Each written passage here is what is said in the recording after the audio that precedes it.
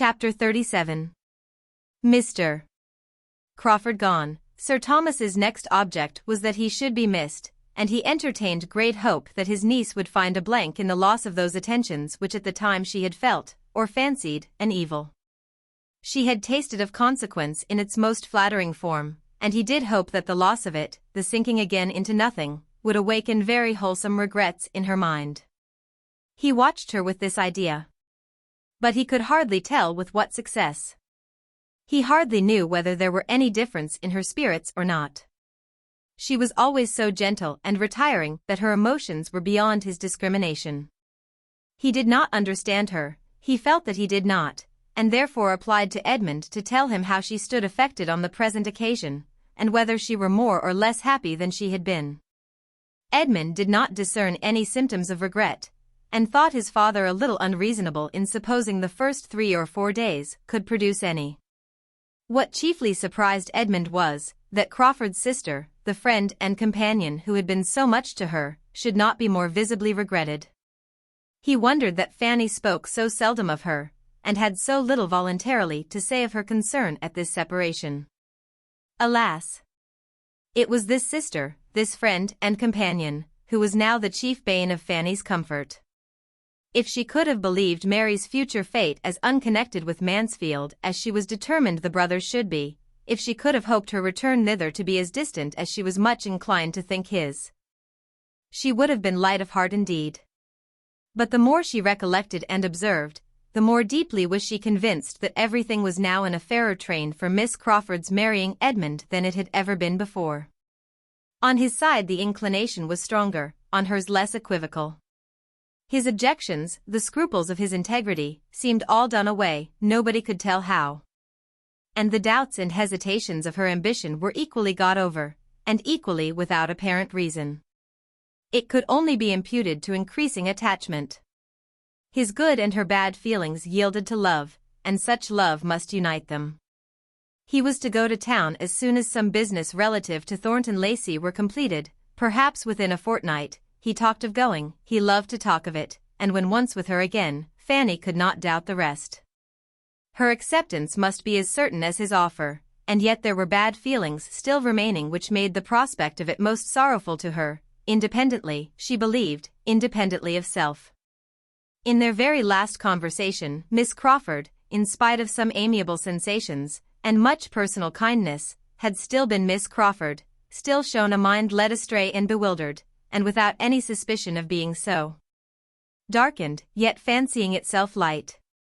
She might love, but she did not deserve Edmund by any other sentiment. Fanny believed there was scarcely a second feeling in common between them. And she may be forgiven by older sages for looking on the chance of Miss Crawford's future improvement as nearly desperate, for thinking that if Edmund's influence in this season of love had already done so little in clearing her judgment and regulating her notions, his worth would be finally wasted on her even in years of matrimony. Experience might have hoped more for any young people so circumstanced. And impartiality would not have denied to Miss Crawford's nature that participation of the general nature of women which would lead her to adopt the opinions of the man she loved and respected as her own. But as such were Fanny's persuasions, she suffered very much from them, and could never speak of Miss Crawford without pain.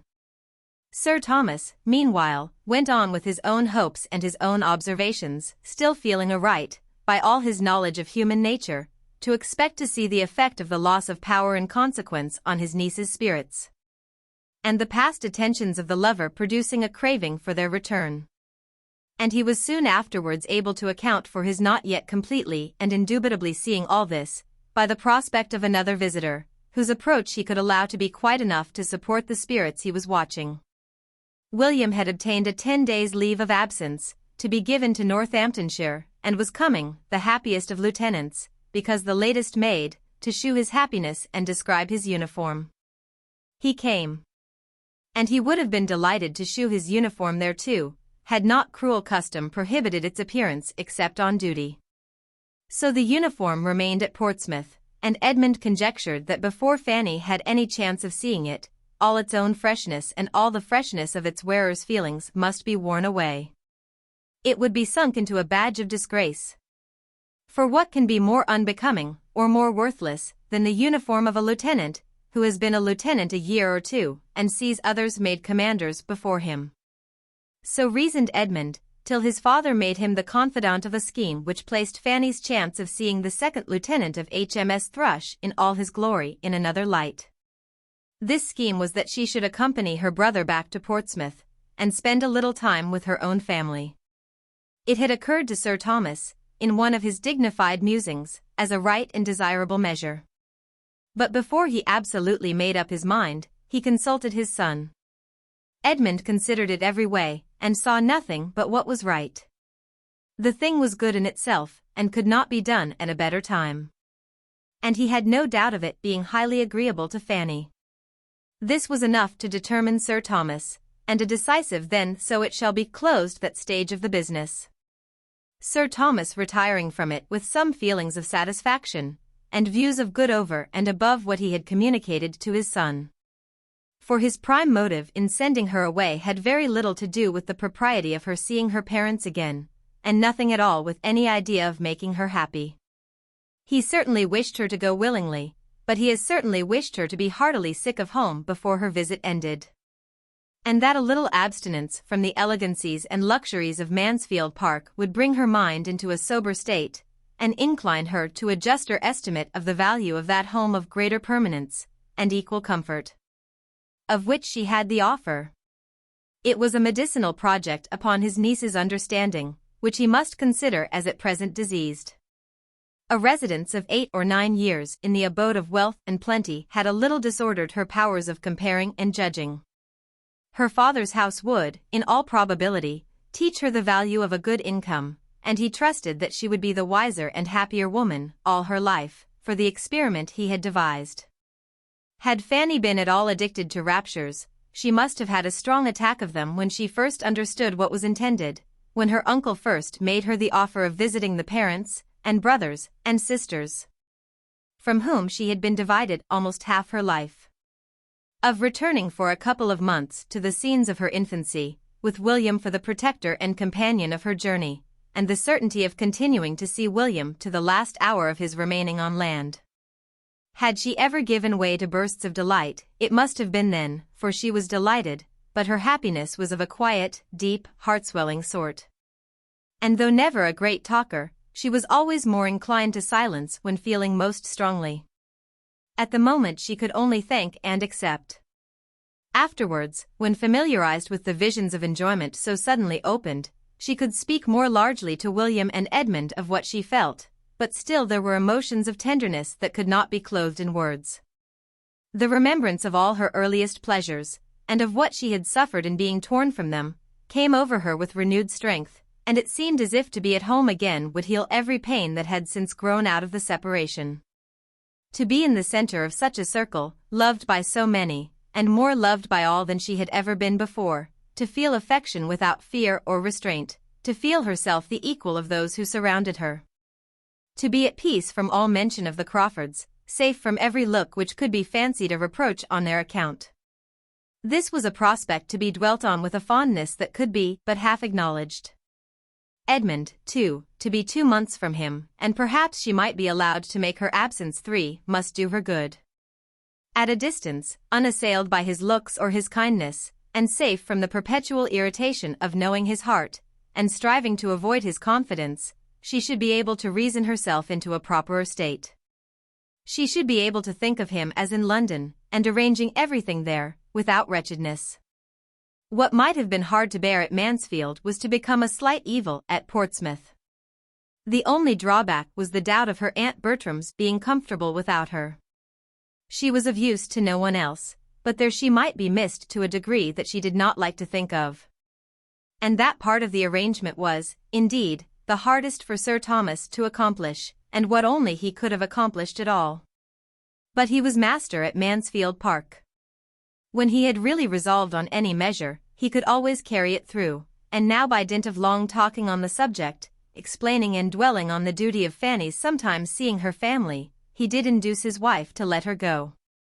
Obtaining it rather from submission, however, than conviction, for Lady Bertram was convinced of very little more than that Sir Thomas thought Fanny ought to go, and therefore that she must. In the calmness of her own dressing-room, in the impartial flow of her own meditations, unbiased by his bewildering statements, she could not acknowledge any necessity for Fanny's ever going near a father and mother who had done without her so long, while she was so useful to herself. And as to the not missing her, which under Mrs. Norris's discussion was the point attempted to be proved, she set herself very steadily against admitting any such thing. Sir Thomas had appealed to her reason, conscience, and dignity. He called it a sacrifice, and demanded it of her goodness and self-command as such. But Mrs. Norris wanted to persuade her that Fanny could be very well spared, she being ready to give up all her own time to her as requested, and, in short, could not really be wanted or missed. "That may be, sister," was all Lady Bertram's reply. "I dare say you are very right, but I am sure I shall miss her very much." The next step was to communicate with Portsmouth. Fanny wrote to offer herself. And her mother's answer, though short, was so kind, a few simple lines expressed so natural and motherly a joy in the prospect of seeing her child again, as to confirm all the daughter's views of happiness in being with her, convincing her that she should now find a warm and affectionate friend in the mamma who had certainly shown no remarkable fondness for her formerly. But this she could easily suppose to have been her own fault or her own fancy. She had probably alienated love by the helplessness and fretfulness of a fearful temper, or been unreasonable in wanting a larger share than anyone among so many could deserve. Now, when she knew better how to be useful and how to forbear, and when her mother could be no longer occupied by the incessant demands of a house full of little children, there would be leisure and inclination for every comfort. And they should soon be what mother and daughter ought to be to each other. William was almost as happy in the plan as his sister. It would be the greatest pleasure to him to have her there to the last moment before he sailed, and perhaps find her there still when he came in from his first cruise. And besides, he wanted her so very much to see the Thrush before she went out of harbor. The Thrush was certainly the finest sloop in the service, and there were several improvements in the dockyard, too, which he quite longed to shew her. He did not scruple to add that her being at home for a while would be a great advantage to everybody. "I do not know how it is," said he, "but we seem to want some of your nice ways and orderliness at my father's. The house is always in confusion. You will set things going in a better way, I am sure. You will tell my mother how it all ought to be, and you will be so useful to Susan, and you will teach Betsy, and make the boys love and mind you. How right and comfortable it will all be." By the time Mrs. Price's answer arrived, there remained but a very few days more to be spent at Mansfield. And for part of one of those days the young travellers were in a good deal of alarm on the subject of their journey, for when the mode of it came to be talked of, and Mrs. Norris found that all her anxiety to save her brother-in-law's money was vain, and that in spite of her wishes and hints for a less expensive conveyance of Fanny, they were to travel post. When she saw Sir Thomas actually give William notes for the purpose, she was struck with the idea of there being room for a third in the carriage, and suddenly seized with a strong inclination to go with them. To go and see her poor dear sister Price. She proclaimed her thoughts. She must say that she had more than half a mind to go with the young people, it would be such an indulgence to her. She had not seen her poor dear sister Price for more than 20 years. And it would be a help to the young people in their journey to have her older head to manage for them, and she could not help thinking her poor dear sister Price would feel it very unkind of her not to come by such an opportunity. William and Fanny were horror-struck at the idea. All the comfort of their comfortable journey would be destroyed at once. With woeful countenances they looked at each other. Their suspense lasted an hour or two. No one interfered to encourage or dissuade.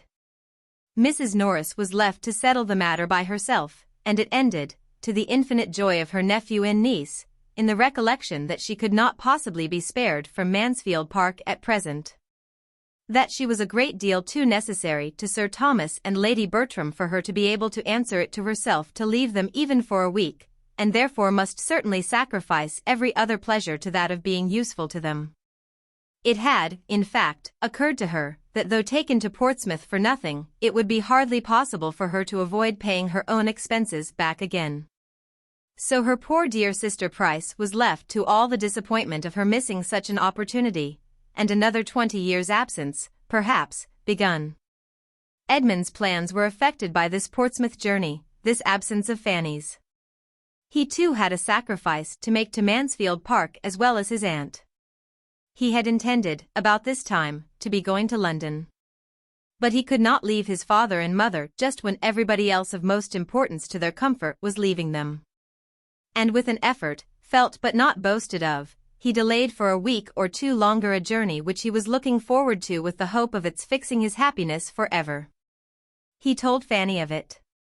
She knew so much already that she must know everything.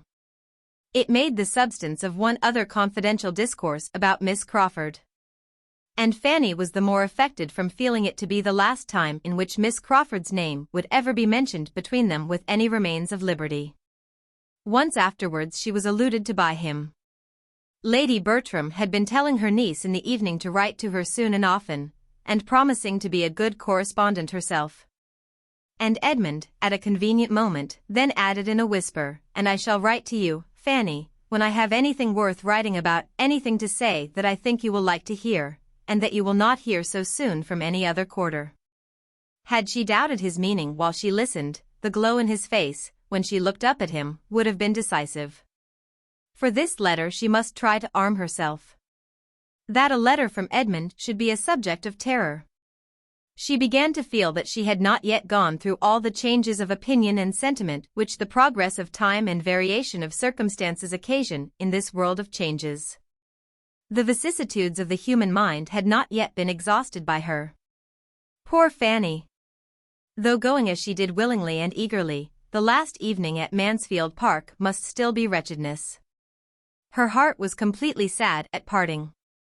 She had tears for every room in the house, much more for every beloved inhabitant. She clung to her aunt, because she would miss her, she kissed the hand of her uncle with struggling sobs, because she had displeased him. And as for Edmund, she could neither speak, nor look, nor think, when the last moment came with him, and it was not till it was over that she knew he was giving her the affectionate farewell of a brother. All this passed overnight, for the journey was to begin very early in the morning, and when the small, diminished party met at breakfast, William and Fanny were talked of as already advanced one stage. Chapter 38. The novelty of traveling, and the happiness of being with William, soon produced their natural effect on Fanny's spirits, when Mansfield Park was fairly left behind. And by the time their first stage was ended, and they were to quit Sir Thomas's carriage, she was able to take leave of the old coachman, and send back proper messages, with cheerful looks. Of pleasant talk between the brother and sister there was no end. Everything supplied an amusement to the high glee of William's mind, and he was full of frolic and joke in the intervals of their higher-toned subjects, all of which ended, if they did not begin, in praise of the thrush. Conjectures how she would be employed, schemes for an action with some superior force, which, supposing the first lieutenant out of the way, and William was not very merciful to the first lieutenant, was to give himself the next step as soon as possible, or speculations upon prize money, which was to be generously distributed at home, with only the reservation of enough to make the little cottage comfortable, in which he and Fanny were to pass all their middle and later life together. Fanny's immediate concerns, as far as they involved Mr. Crawford, made no part of their conversation. William knew what had passed, and from his heart lamented that his sister's feelings should be so cold towards a man whom he must consider as the first of human characters. But he was of an age to be all for love, and therefore unable to blame. And knowing her wish on the subject, he would not distress her by the slightest allusion. She had reason to suppose herself not yet forgotten by Mr. Crawford. She had heard repeatedly from his sister within the 3 weeks which had passed since their leaving Mansfield, and in each letter there had been a few lines from himself, warm and determined like his speeches. It was a correspondence which Fanny found quite as unpleasant as she had feared. Miss Crawford's style of writing, lively and affectionate, was itself an evil, independent of what she was thus forced into reading from the brother's pen, for Edmund would never rest till she had read the chief of the letter to him. And then she had to listen to his admiration of her language, and the warmth of her attachments. There had, in fact, been so much of message, of allusion, of recollection, so much of Mansfield in every letter, that Fanny could not but suppose it meant for him to hear. And to find herself forced into a purpose of that kind, compelled into a correspondence which was bringing her the addresses of the man she did not love, and obliging her to administer to the adverse passion of the man she did, was cruelly mortifying. Here, too, her present removal promised advantage. When no longer under the same roof with Edmund, she trusted that Miss Crawford would have no motive for writing strong enough to overcome the trouble, and that at Portsmouth their correspondence would dwindle into nothing.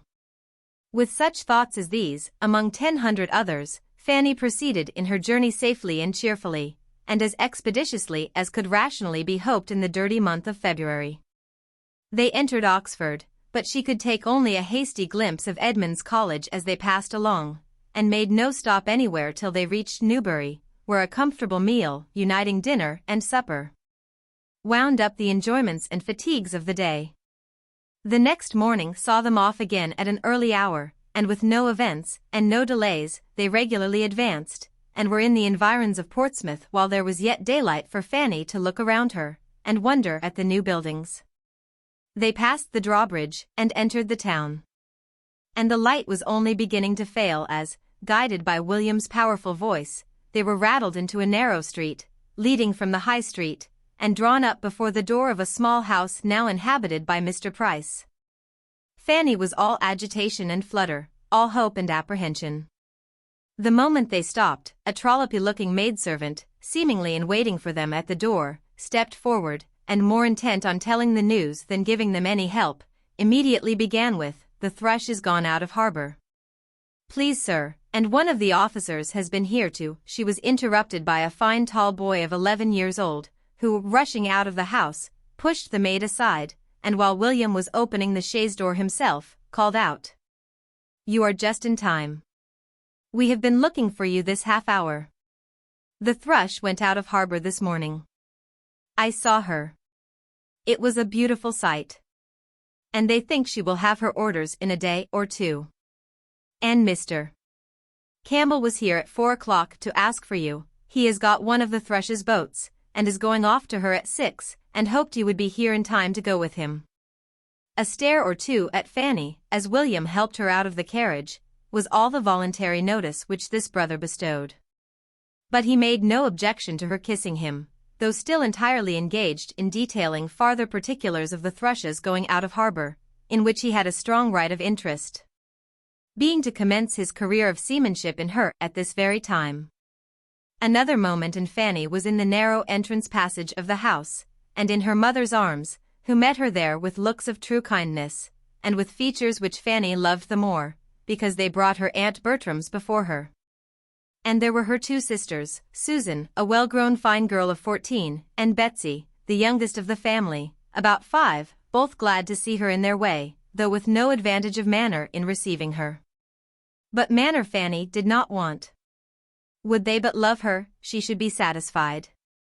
She was then taken into a parlour, so small that her first conviction was of its being only a passage-room to something better, and she stood for a moment expecting to be invited on.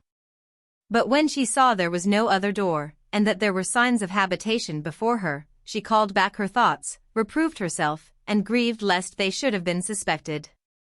Her mother, however, could not stay long enough to suspect anything.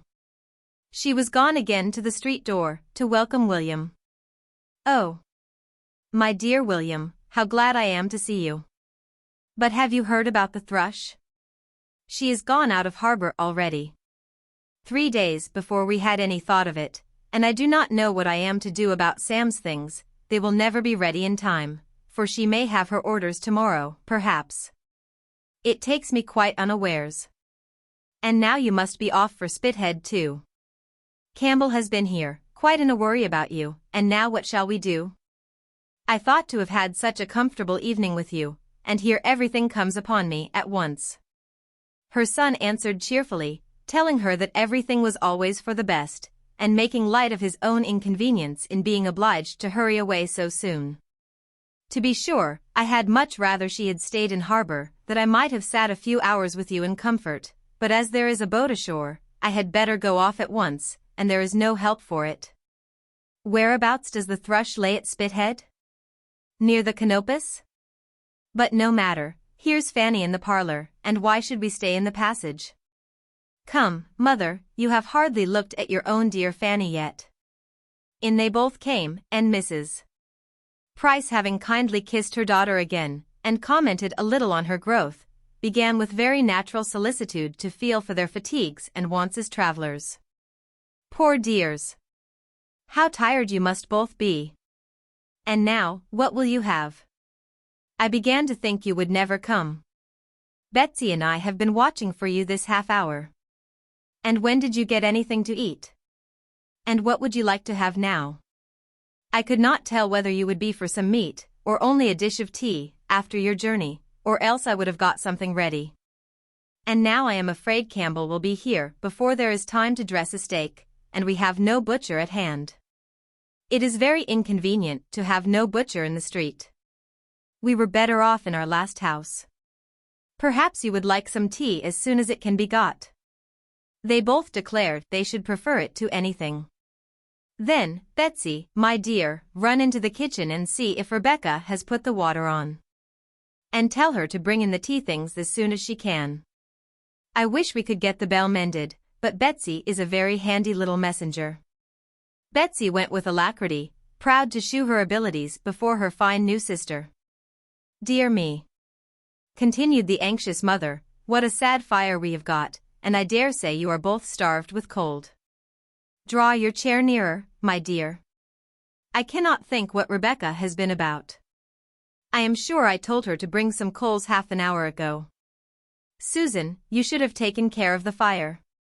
I was upstairs, Mamma, moving my things, said Susan, in a fearless, self-defending tone, which startled Fanny.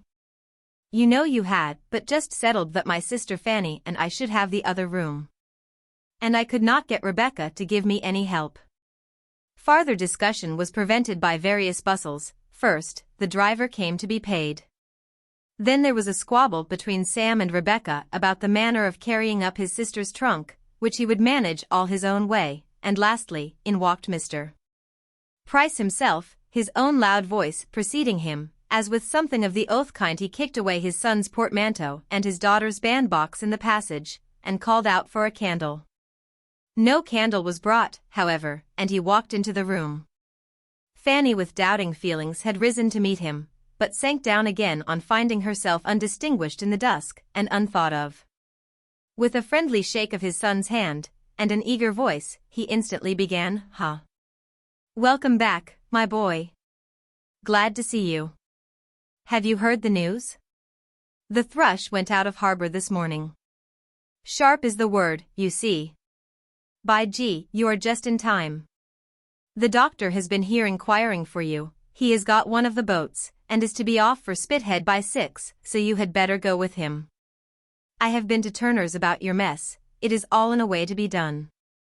I should not wonder if you had your orders tomorrow, but you cannot sail with this wind if you are to cruise to the westward, and Captain Walsh thinks you will certainly have a cruise to the westward, with the Elephant. By G, I wish you may. But old Scully was saying, just now, that he thought you would be sent first to the Texel. Well, we are ready, whatever happens. But by G, you lost a fine sight by not being here in the morning to see the thrush go out of harbor. I would not have been out of the way for £1,000. Old Scully ran in at breakfast time, to say she had slipped her moorings and was coming out. I jumped up and made but 2 steps to the platform. If ever there was a perfect beauty afloat, she is one, and there she lays at Spithead, and anybody in England would take her for an 28. I was upon the platform 2 hours this afternoon looking at her. She lays close to the Endymion, between her and the Cleopatra, just to the eastward of the sheer hulk. Ha, cried William, that's just where I should have put her myself. It's the best berth at Spithead. But here is my sister, sir. Here is Fanny, turning and leading her forward. It is so dark you do not see her. With an acknowledgement that he had quite forgot her, Mr. Price now received his daughter. And having given her a cordial hug, and observed that she was grown into a woman, and he supposed would be wanting a husband soon, seemed very much inclined to forget her again. Fanny shrunk back to her seat, with feelings sadly pained by his language and his smell of spirits. And he talked on only to his son, and only of the thrush, though William, warmly interested as he was in that subject, more than once tried to make his father think of Fanny, and her long absence and long journey. After sitting some time longer, a candle was obtained. But as there was still no appearance of tea, nor, from Betsy's reports from the kitchen, much hope of any under a considerable period, William determined to go and change his dress, and make the necessary preparations for his removal on board directly, that he might have his tea in comfort afterwards. As he left the room, 2 rosy-faced boys, ragged and dirty, about 8 and 9 years old, rushed into it just released from school, and coming eagerly to see their sister, and tell that the thrush was gone out of harbor, Tom and Charles. Charles had been born since Fanny's going away, but Tom she had often helped to nurse, and now felt a particular pleasure in seeing again. Both were kissed very tenderly, but Tom she wanted to keep by her, to try to trace the features of the baby she had loved, and talked to, of his infant preference of herself. Tom, however, had no mind for such treatment. He came home not to stand and be talked to, but to run about and make a noise, and both boys had soon burst from her, and slammed the parlor door till her temples ached. She had now seen all that were at home. There remained only 2 brothers between herself and Susan, one of whom was a clerk in a public office in London, and the other midshipman on board an Indiaman. But though she had seen all the members of the family, she had not yet heard all the noise they could make. Another quarter of an hour brought her a great deal more. William was soon calling out from the landing place of the 2nd story for his mother and for Rebecca. He was in distress for something that he had left there, and did not find again. A key was mislaid, Betsy accused of having got at his new hat, and some slight, but essential alteration of his uniform waistcoat, which he had been promised to have done for him, entirely neglected. Mrs. Price, Rebecca, and Betsy all went up to defend themselves, all talking together, but Rebecca loudest, and the job was to be done as well as it could in a great hurry. William trying in vain to send Betsy down again, or keep her from being troublesome where she was. The whole of which, as almost every door in the house was open, could be plainly distinguished in the parlor, except when drowned at intervals by the superior noise of Sam, Tom, and Charles chasing each other up and down stairs, and tumbling about and hallooing. Fanny was almost stunned. The smallness of the house and thinness of the walls brought everything so close to her, that, added to the fatigue of her journey, and all her recent agitation, she hardly knew how to bear it. Within the room all was tranquil enough, for Susan having disappeared with the others, there were soon only her father and herself remaining. And he, taking out a newspaper, the customary loan of a neighbor, applied himself to studying it, without seeming to recollect her existence. The solitary candle was held between himself and the paper, without any reference to her possible convenience. But she had nothing to do, and was glad to have the light screened from her aching head, as she sat in bewildered, broken, sorrowful contemplation. She was at home. But, alas! It was not such a home, she had not such a welcome, as, she checked herself, she was unreasonable. What right had she to be of importance to her family? She could have none, so long lost sight of. William's concerns must be dearest, they always had been, and he had every right. Yet to have so little said or asked about herself, to have scarcely an inquiry made after Mansfield. It did pain her to have Mansfield forgotten. The friends who had done so much, the dear, dear friends. But here, one subject swallowed up all the rest. Perhaps it must be so. The destination of the thrush must be now preeminently interesting. A day or 2 might shew the difference. She only was to blame. Yet she thought it would not have been so at Mansfield. No, in her uncle's house there would have been a consideration of times and seasons, a regulation of subject, a propriety, an attention towards everybody which there was not here. The only interruption which thoughts like these received for nearly half an hour was from a sudden burst of her father's, not at all calculated to compose them.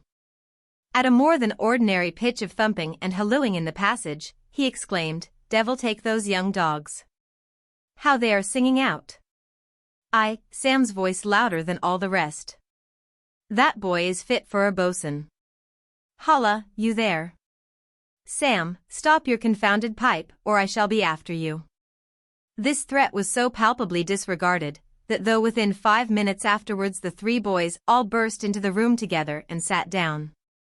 Fanny could not consider it as a proof of anything more than their being for the time thoroughly faggied, which their hot faces and panting breaths seemed to prove, especially as they were still kicking each other's shins and hallooing out at sudden starts immediately under their father's eye. The next opening of the door brought something more welcome. It was for the tea things, which she had begun almost to despair of seeing that evening. Susan and an attendant girl, whose inferior appearance informed Fanny, to her great surprise, that she had previously seen the upper servant, brought in everything necessary for the meal. Susan looking, as she put the kettle on the fire and glanced at her sister, as if divided between the agreeable triumph of shewing her activity and usefulness, and the dread of being thought to demean herself by such an office. She had been into the kitchen, she said, to hurry Sally and help make the toast, and spread the bread and butter, or she did not know when they should have got tea, and she was sure her sister must want something after her journey. Fanny was very thankful. She could not but own that she should be very glad of a little tea, and Susan immediately set about making it, as if pleased to have the employment all to herself. And with only a little unnecessary bustle, and some few injudicious attempts at keeping her brothers in better order than she could, acquitted herself very well. Fanny's spirit was as much refreshed as her body. Her head and heart were soon the better for such well-timed kindness. Susan had an open, sensible countenance. She was like William, and Fanny hoped to find her like him in disposition and goodwill towards herself. In this more placid state of things William re-entered, followed not far behind by his mother and Betsy. He, complete in his lieutenant's uniform, looking and moving all the taller, firmer, and more graceful for it, and with the happiest smile over his face, walked up directly to Fanny, who, rising from her seat, looked at him for a moment in speechless admiration, and then threw her arms round his neck to sob out her various emotions of pain and pleasure. Anxious not to appear unhappy, she soon recovered herself, and wiping away her tears, was able to notice and admire all the striking parts of his dress. Listening with reviving spirits to his cheerful hopes of being on shore some part of every day before they sailed, and even of getting her to Spithead to see the sloop. The next bustle brought in Mr. Campbell, the surgeon of the Thrush, a very well-behaved young man, who came to call for his friend, and for whom there was with some contrivance found a chair, and with some hasty washing of the young tea-makers, a cup and saucer. And after another quarter of an hour of earnest talk between the gentlemen, noise rising upon noise, and bustle upon bustle, men and boys at last all in motion together, the moment came for setting off. Everything was ready, William took leave, and all of them were gone, for the 3 boys, in spite of their mother's entreaty, determined to see their brother and Mr. Campbell to the Sallyport, and Mr. Price walked off at the same time to carry back his neighbor's newspaper. Something like tranquility might now be hoped for, and accordingly, when Rebecca had been prevailed on to carry away the tea things, and Mrs. Price had walked about the room some time looking for a shirt-sleeve, which Betsy at last hunted out from a drawer in the kitchen, the small party of females were pretty well composed. And the mother, having lamented again over the impossibility of getting Sam ready in time, was at leisure to think of her eldest daughter and the friends she had come from. A few inquiries began, but one of the earliest, how did Sister Bertram manage about her servants? Was she as much plagued as herself to get tolerable servants? Soon led her mind away from Northamptonshire, and fixed it on her own domestic grievances, and the shocking character of all the Portsmouth servants, of whom she believed her own 2 were the very worst, engrossed her completely. The Bertrams were all forgotten in detailing the faults of Rebecca, against whom Susan had also much to depose, and little Betsy a great deal more, and who did seem so thoroughly without a single recommendation, that Fanny could not help modestly presuming that her mother meant to part with her when her year was up. "Her year," cried Mrs. Price, "I am sure I hope I shall be rid of her before she has stayed a year, for that will not be up till November. Servants are come to such a pass, my dear, in Portsmouth, that it is quite a miracle if one keeps them more than half a year.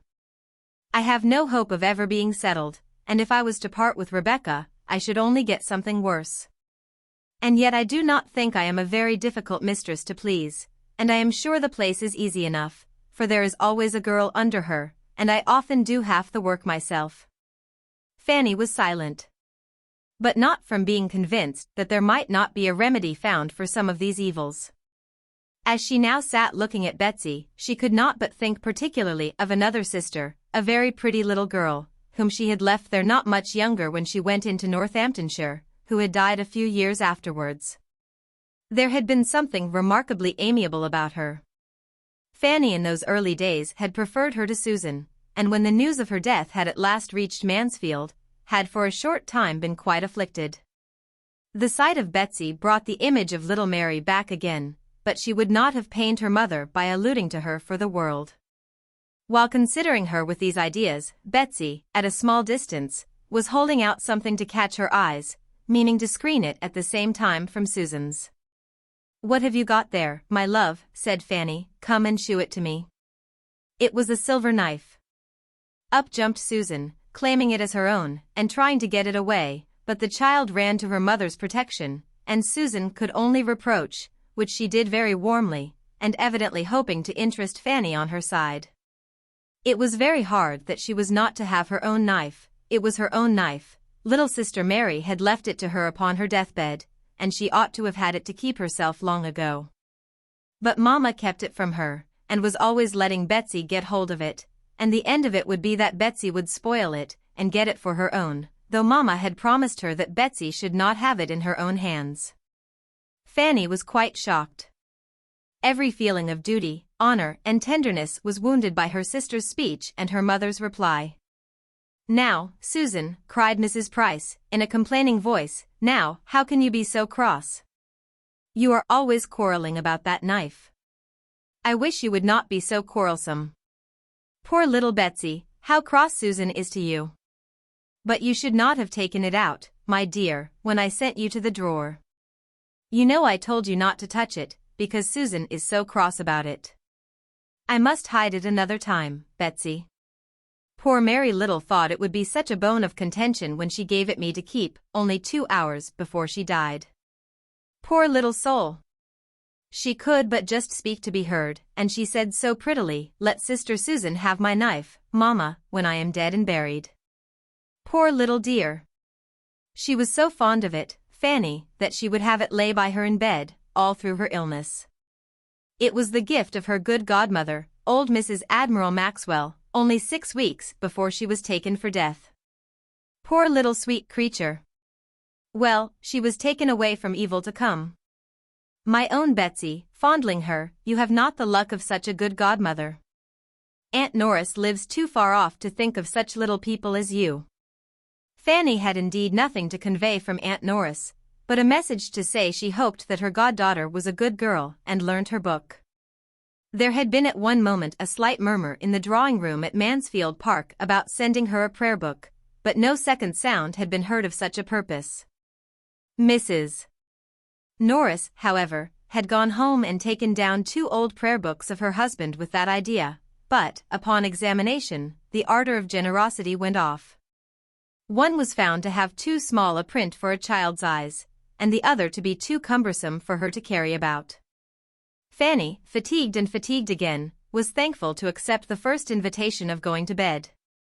And before Betsy had finished her cry at being allowed to sit up only 1 hour extraordinary in honor of sister, she was off, leaving all below in confusion and noise again.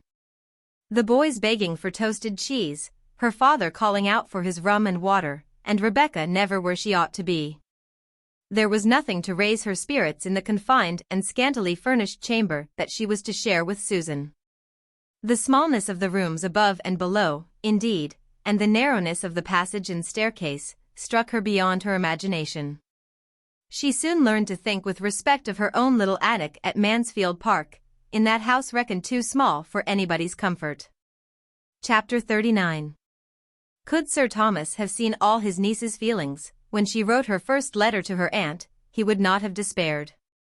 For though a good night's rest, a pleasant morning, the hope of soon seeing William again, and the comparatively quiet state of the house, from Tom and Charles being gone to school, Sam on some project of his own, and her father on his usual lounges, enabled her to express herself cheerfully on the subject of home. There were still, to her own perfect consciousness, many drawbacks suppressed. Could he have seen only half that she felt before the end of a week, he would have thought Mr. Crawford sure of her, and been delighted with his own sagacity. Before the week ended, it was all disappointment. In the first place, William was gone. The Thrush had had her orders, the wind had changed, and he was sailed within 4 days from their reaching Portsmouth, and during those days she had seen him only twice, in a short and hurried way, when he had come ashore on duty. There had been no free conversation, no walk on the ramparts, no visit to the dockyard, no acquaintance with the Thrush, nothing of all that they had planned and depended on. Everything in that quarter failed her, except William's affection. His last thought on leaving home was for her. He stepped back again to the door to say, "Take care of Fanny, mother. She is tender, and not used to rough it like the rest of us. I charge you, take care of Fanny." William was gone, and the home he had left her in was, Fanny could not conceal it from herself, in almost every respect the very reverse of what she could have wished. It was the abode of noise, disorder, and impropriety. Nobody was in their right place, nothing was done as it ought to be. She could not respect her parents as she had hoped. On her father, her confidence had not been sanguine, but he was more negligent of his family, his habits were worse, and his manners coarser than she had been prepared for. He did not want abilities, but he had no curiosity, and no information beyond his profession. He read only the newspaper and the Navy List, he talked only of the dockyard, the harbor, Spithead, and the Mother Bank. He swore and he drank, he was dirty and gross. She had never been able to recall anything approaching to tenderness in his former treatment of herself. There had remained only a general impression of roughness and loudness. And now he scarcely ever noticed her, but to make her the object of a coarse joke. Her disappointment in her mother was greater, there she had hoped much and found almost nothing. Every flattering scheme of being of consequence to her soon fell to the ground. Mrs. Price was not unkind. But, instead of gaining on her affection and confidence, and becoming more and more dear, her daughter never met with greater kindness from her than on the first day of her arrival. The instinct of nature was soon satisfied, and Mrs. Price's attachment had no other source. Her heart and her time were already quite full, she had neither leisure nor affection to bestow on Fanny. Her daughters never had been much to her. She was fond of her sons, especially of William, but Betsy was the first of her girls whom she had ever much regarded. To her she was most injudiciously indulgent. William was her pride, Betsy her darling. And John, Richard, Sam, Tom, and Charles occupied all the rest of her maternal solicitude, alternately her worries and her comforts. These shared her heart, her time was given chiefly to her house and her servants. Her days were spent in a kind of slow bustle, always busy without getting on, always behindhand and lamenting it, without altering her ways, wishing to be an economist, without contrivance or regularity. Dissatisfied with her servants, without skill to make them better, and whether helping, or reprimanding, or indulging them, without any power of engaging their respect. Of her two sisters, Mrs. Price very much more resembled Lady Bertram than Mrs. Norris. She was a manager by necessity, without any of Mrs. Norris's inclination for it, or any of her activity. Her disposition was naturally easy and indolent, like Lady Bertram's. And a situation of similar affluence and do-nothingness would have been much more suited to her capacity than the exertions and self-denials of the one which her imprudent marriage had placed her in. She might have made just as good a woman of consequence as Lady Bertram, but Mrs. Norris would have been a more respectable mother of 9 children on a small income. Much of all this Fanny could not but be sensible of. She might scruple to make use of the words, but she must and did feel that her mother was a partial, ill-judging parent, a dawdle, a slattern, who neither taught nor restrained her children. Whose house was the scene of mismanagement and discomfort from beginning to end, and who had no talent, no conversation, no affection towards herself. No curiosity to know her better, no desire of her friendship, and no inclination for her company that could lessen her sense of such feelings. Fanny was very anxious to be useful, and not to appear above her home, or in any way disqualified or disinclined, by her foreign education, from contributing her help to its comforts, and therefore set about working for Sam immediately. And by working early and late, with perseverance and great dispatch, did so much that the boy was shipped off at last, with more than half his linen ready. She had great pleasure in feeling her usefulness, but could not conceive how they would have managed without her.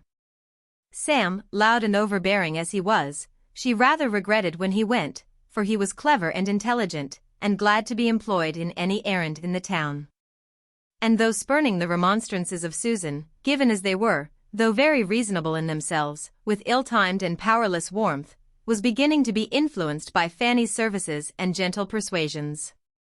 And she found that the best of the three younger ones was gone in him, Tom and Charles being at least as many years as they were his juniors distant from that age of feeling and reason, which might suggest the expediency of making friends, and of endeavoring to be less disagreeable. Their sister soon despaired of making the smallest impression on them. They were quite untamable by any means of address which she had spirits or time to attempt. Every afternoon brought a return of their riotous games all over the house. And she very early learned to sigh at the approach of Saturday's constant half-holiday. Betsy, too, a spoiled child, trained up to think the alphabet her greatest enemy, left to be with the servants at her pleasure, and then encouraged to report any evil of them, she was almost as ready to despair of being able to love or assist. And of Susan's temper she had many doubts. Her continual disagreements with her mother, her rash squabbles with Tom and Charles, and petulance with Betsy, were at least so distressing to Fanny that, though admitting they were by no means without provocation, she feared the disposition that could push them to such length must be far from amiable, and from affording any repose to herself. Such was the home which was to put Mansfield out of her head, and teach her to think of her cousin Edmund with moderated feelings. On the contrary, she could think of nothing but Mansfield, its beloved inmates, its happy ways. Everything where she now was in full contrast to it. The elegance, propriety, regularity, harmony, and perhaps, above all, the peace and tranquility of Mansfield, were brought to her remembrance every hour of the day, by the prevalence of everything opposite to them here. The living in incessant noise was, to a frame and temper delicate and nervous like Fanny's, an evil which no superadded elegance or harmony could have entirely atoned for. It was the greatest misery of all. At Mansfield, no sounds of contention, no raised voice, no abrupt bursts, no tread of violence, was ever heard. All proceeded in a regular course of cheerful orderliness, everybody had their due importance, everybody's feelings were consulted. If tenderness could be ever supposed wanting, good sense and good breeding supplied its place. And as to the little irritations sometimes introduced by Aunt Norris, they were short, they were trifling, they were as a drop of water to the ocean, compared with the ceaseless tumult of her present abode. Here everybody was noisy, every voice was loud, excepting, perhaps, her mother's, which resembled the soft monotony of Lady Bertram's, only worn into fretfulness. Whatever was wanted was hallooed for, and the servants hallooed out their excuses from the kitchen. The doors were in constant banging, the stairs were never at rest, nothing was done without a clatter, nobody sat still, and nobody could command attention when they spoke. In a review of the two houses, as they appeared to her before the end of a week, Fanny was tempted to apply to them Dr. Johnson's celebrated judgment as to matrimony and celibacy, and say, that though Mansfield Park might have some pains, Portsmouth could have no pleasures. Chapter 40. Fanny was right enough in not expecting to hear from Miss Crawford now at the rapid rate in which their correspondence had begun. Mary's next letter was after a decidedly longer interval than the last, but she was not right in supposing that such an interval would be felt a great relief to herself. Here was another strange revolution of mind. She was really glad to receive the letter when it did come. In her present exile from good society, and distance from everything that had been wont to interest her, a letter from one belonging to the set where her heart lived, written with affection and some degree of elegance, was thoroughly acceptable. The usual plea of increasing engagements was made an excuse for not having written to her earlier. "And now that I have begun," she continued, "my letter will not be worth your reading, for there will be no little offering of love at the end, no 3 or 4 lines passionese from the most devoted H.C. in the world, for Henry is in Norfolk. Business called him to Everingham 10 days ago, or perhaps he only pretended the call, for the sake of being travelling at the same time that you were. But there he is, and, by the by, his absence may sufficiently account for any remissness of his sisters in writing, for there has been no well, Mary, when do you write to Fanny? Is not it time for you to write to Fanny, to spur me on? At last, after various attempts at meeting, I have seen your cousins, dear Julia and dearest Mrs. Rushworth. They found me at home yesterday, and we were glad to see each other again. We seemed very glad to see each other, and I do really think we were a little. We had a vast deal to say.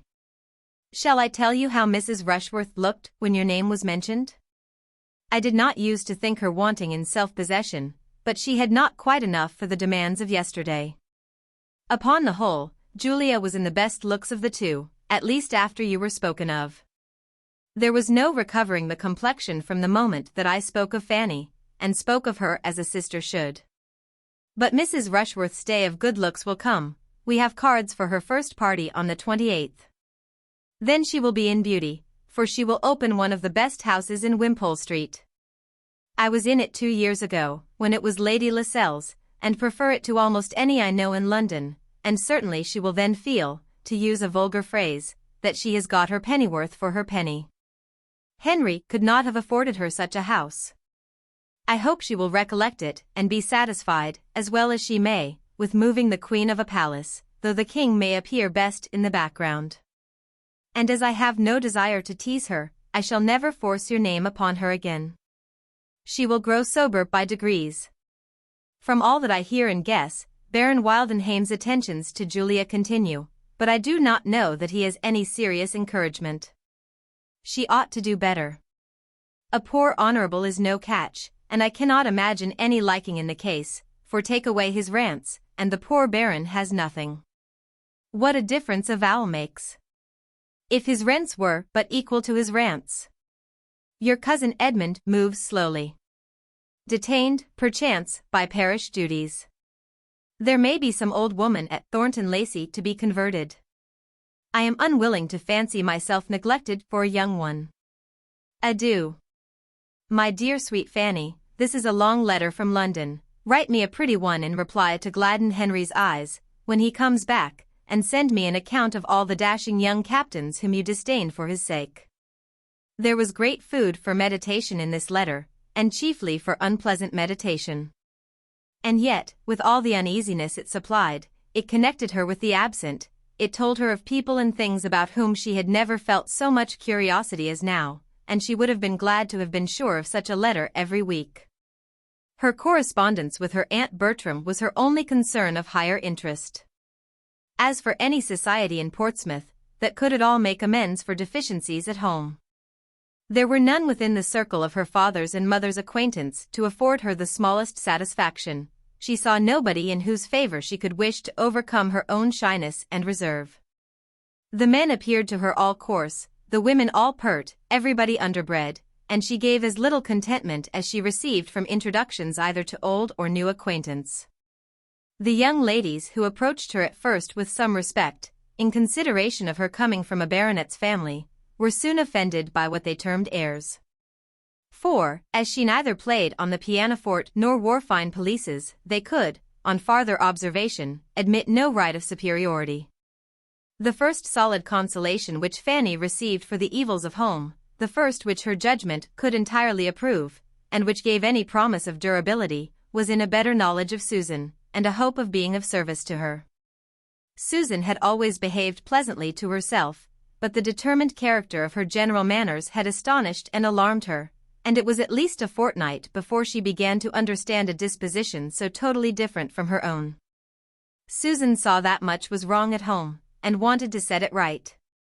That a girl of 14, acting only on her own unassisted reason, should err in the method of reform, was not wonderful.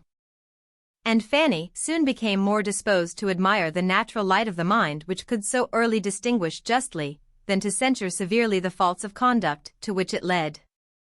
Susan was only acting on the same truths, and pursuing the same system, which her own judgment acknowledged, but which her more supine and yielding temper would have shrunk from asserting.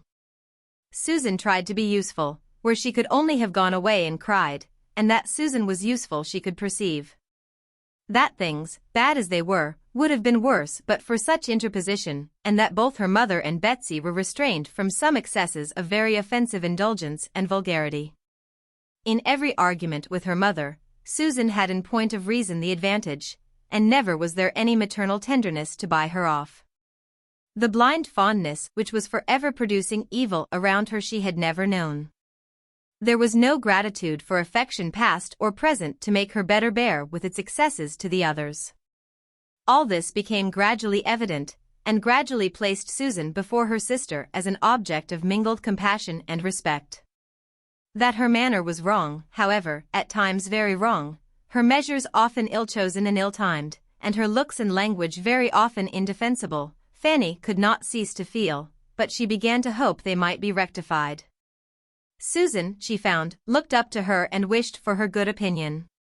And knew as anything like an office of authority was to Fanny, knew as it was to imagine herself capable of guiding or informing anyone, she did resolve to give occasional hints to Susan, and endeavor to exercise for her advantage the juster notions of what was due to everybody, and what would be wisest for herself, which her own more favored education had fixed in her. Her influence, or at least the consciousness and use of it, originated in an act of kindness by Susan, which, after many hesitations of delicacy, she at last worked herself up to. It had very early occurred to her that a small sum of money might, perhaps, restore peace for ever on the sore subject of the silver knife, canvassed as it now was continually, and the riches which she was in possession of herself. Her uncle having given her £10 at parting, made her as able as she was willing to be generous. But she was so wholly unused to confer favors, except on the very poor, so unpracticed in removing evils, or bestowing kindnesses among her equals, and so fearful of appearing to elevate herself as a great lady at home, that it took some time to determine that it would not be unbecoming in her to make such a present.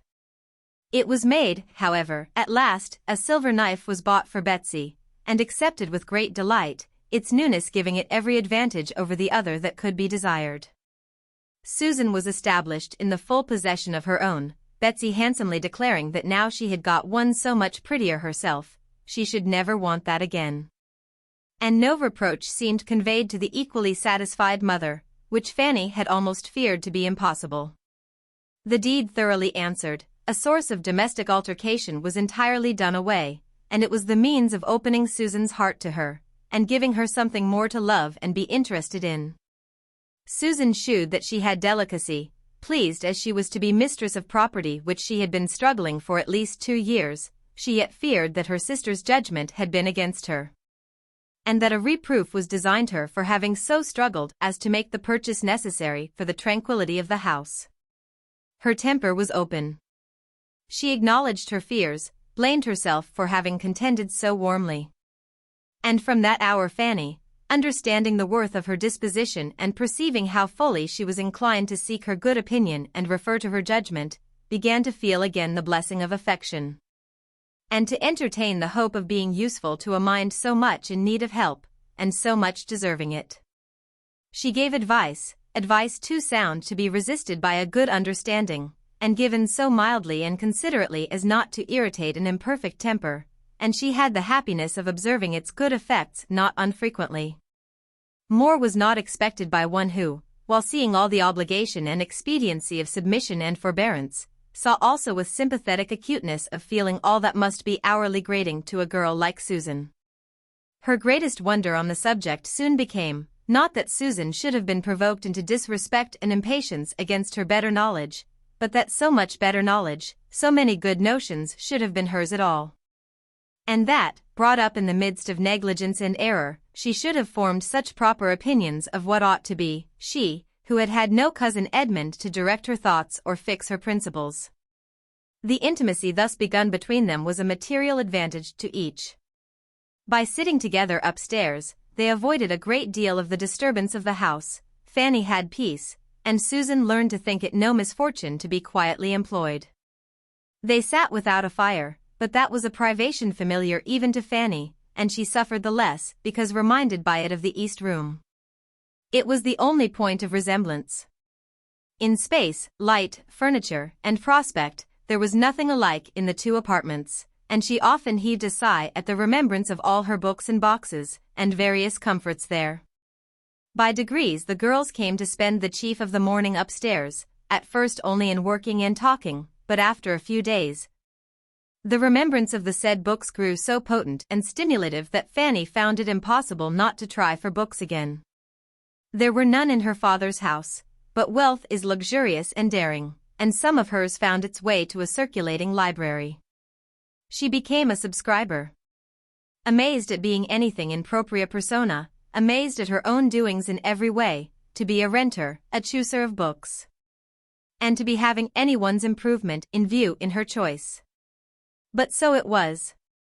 Susan had read nothing, and Fanny longed to give her a share in her own first pleasures, and inspire a taste for the biography and poetry which she delighted in herself. In this occupation she hoped, moreover, to bury some of the recollections of Mansfield, which were too apt to seize her mind if her fingers only were busy. And, especially at this time, hoped it might be useful in diverting her thoughts from pursuing Edmund to London, whither, on the authority of her aunt's last letter, she knew he was gone. She had no doubt of what would ensue. The promised notification was hanging over her head. The postman's knock within the neighborhood was beginning to bring its daily terrors, and if reading could banish the idea for even half an hour, it was something gained. Chapter 41.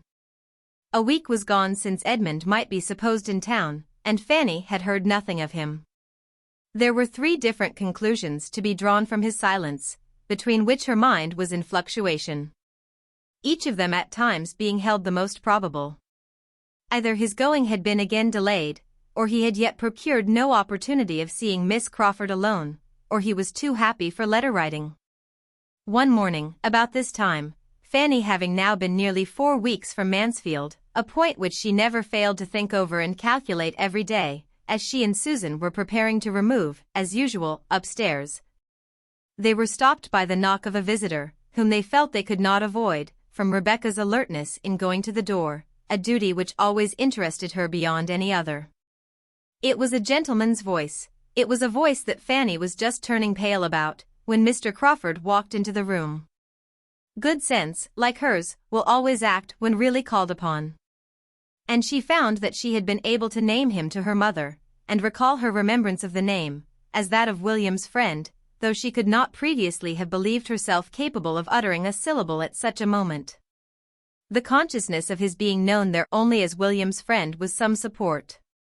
Having introduced him, however, and being all receded, the terrors that occurred of what this visit might lead to were overpowering, and she fancied herself on the point of fainting away. While trying to keep herself alive, their visitor, who had at first approached her with as animated a countenance as ever, was wisely and kindly keeping his eyes away, and giving her time to recover, while he devoted himself entirely to her mother, addressing her, and attending to her with the utmost politeness and propriety, at the same time with a degree of friendliness, of interest at least, which was making his manner perfect. Mrs. Price's manners were also at their best. Warmed by the sight of such a friend to her son, and regulated by the wish of appearing to advantage before him, she was overflowing with gratitude, artless, maternal gratitude, which could not be unpleasing. Mr. Price was out, which she regretted very much. Fanny was just recovered enough to feel that she could not regret it, for to her many other sources of uneasiness was added the severe one of shame for the home in which he found her. She might scold herself for the weakness, but there was no scolding it away.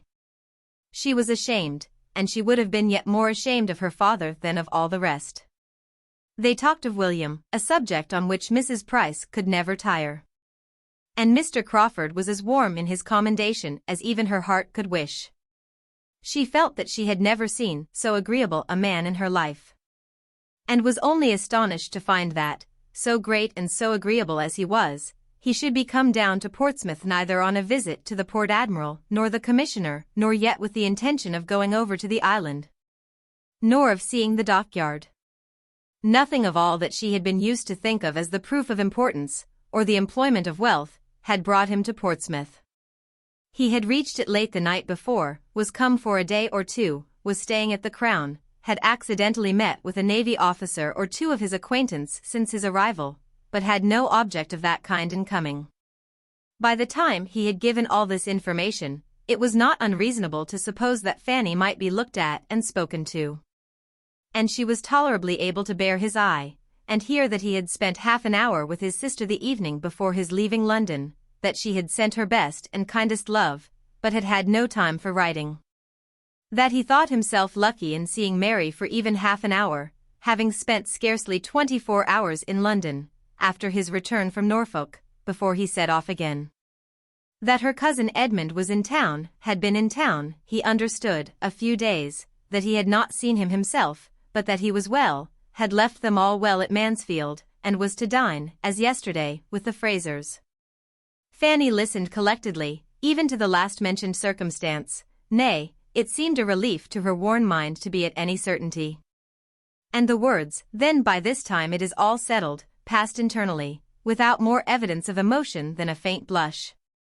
After talking a little more about Mansfield, a subject in which her interest was most apparent, Crawford began to hint at the expediency of an early walk. It was a lovely morning, and at that season of the year a fine morning so often turned off, that it was wisest for everybody not to delay their exercise, and such hints producing nothing, he soon proceeded to a positive recommendation to Mrs. Price and her daughters to take their walk without loss of time. Now they came to an understanding. Mrs. Price, it appeared, scarcely ever stirred out of doors, except of a Sunday. She owned she could seldom, with her large family, find time for a walk. Would she not, then, persuade her daughters to take advantage of such weather, and allow him the pleasure of attending them? Mrs. Price was greatly obliged and very complying.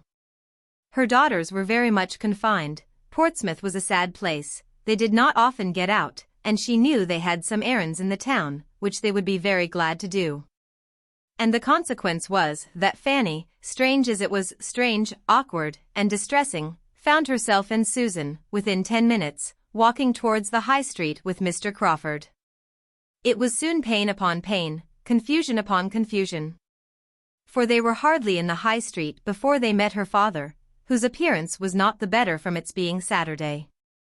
He stopped, and, ungentlemanlike as he looked, Fanny was obliged to introduce him to Mr. Crawford. She could not have a doubt of the manner in which Mr. Crawford must be struck. He must be ashamed and disgusted altogether. He must soon give her up, and cease to have the smallest inclination for the match.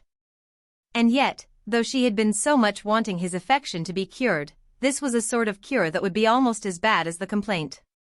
And I believe there is scarcely a young lady in the United Kingdoms who would not rather put up with the misfortune of being sought by a clever, agreeable man, than have him driven away by the vulgarity of her nearest relations. Mr.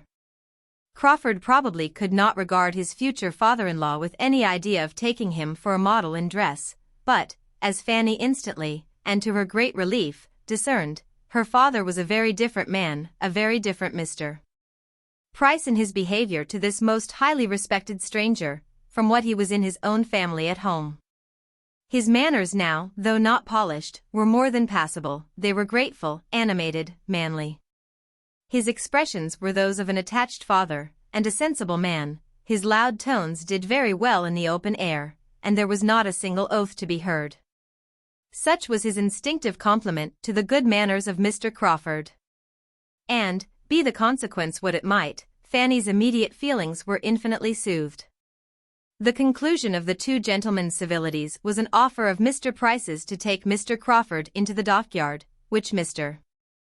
Crawford, desirous of accepting as a favor what was intended as such, though he had seen the dockyard again and again, and hoping to be so much the longer with Fanny, was very gratefully disposed to avail himself of.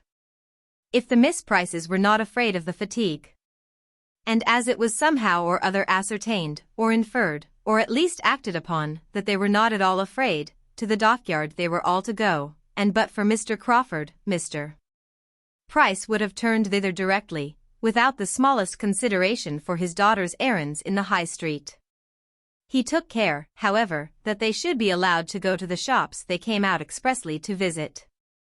And it did not delay them long, for Fanny could so little bear to excite impatience, or be waited for, that before the gentlemen, as they stood at the door, could do more than begin upon the last naval regulations, or settle the number of three-deckers now in commission, their companions were ready to proceed. They were then to set forward for the dockyard at once, and the walk would have been conducted, according to Mr. Crawford's opinion, in a singular manner, had Mr. Price been allowed the entire regulation of it, as the two girls, he found, would have been left to follow, and keep up with them or not, as they could, while they walked on together at their own hasty pace. He was able to introduce some improvement occasionally, though by no means to the extent he wished. He absolutely would not walk away from them, and at any crossing or any crowd, when Mr. Price was only calling out, "Come, girls, come, Fan.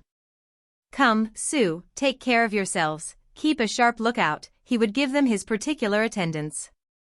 Once fairly in the dockyard, he began to reckon upon some happy intercourse with Fanny, as they were very soon joined by a brother lounger of Mr. Price's, who was come to take his daily survey of how things went on, and who must prove a far more worthy companion than himself.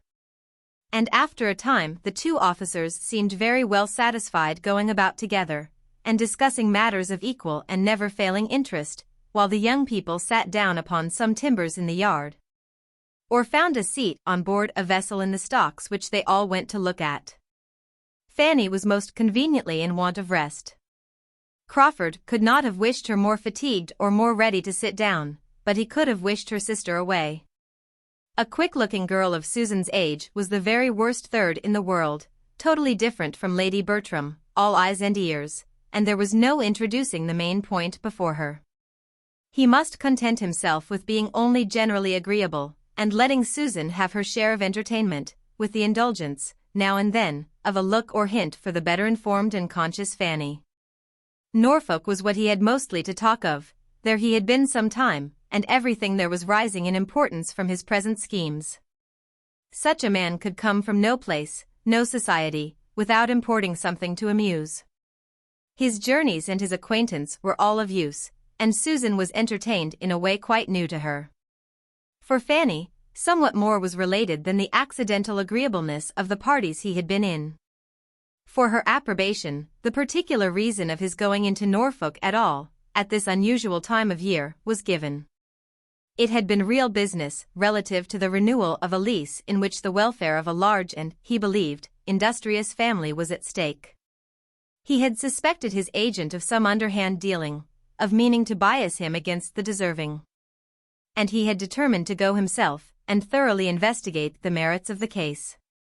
He had gone, had done even more good than he had foreseen, had been useful to more than his first plan had comprehended, and was now able to congratulate himself upon it, and to feel that in performing a duty, he had secured agreeable recollections for his own mind.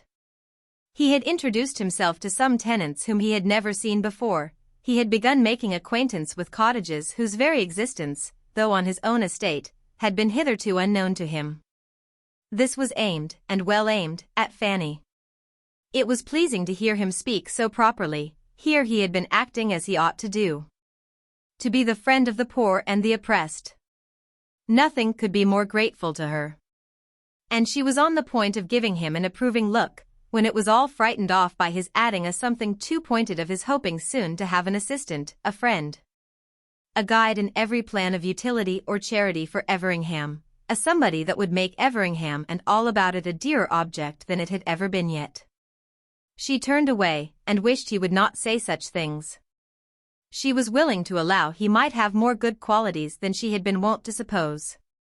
She began to feel the possibility of his turning out well at last.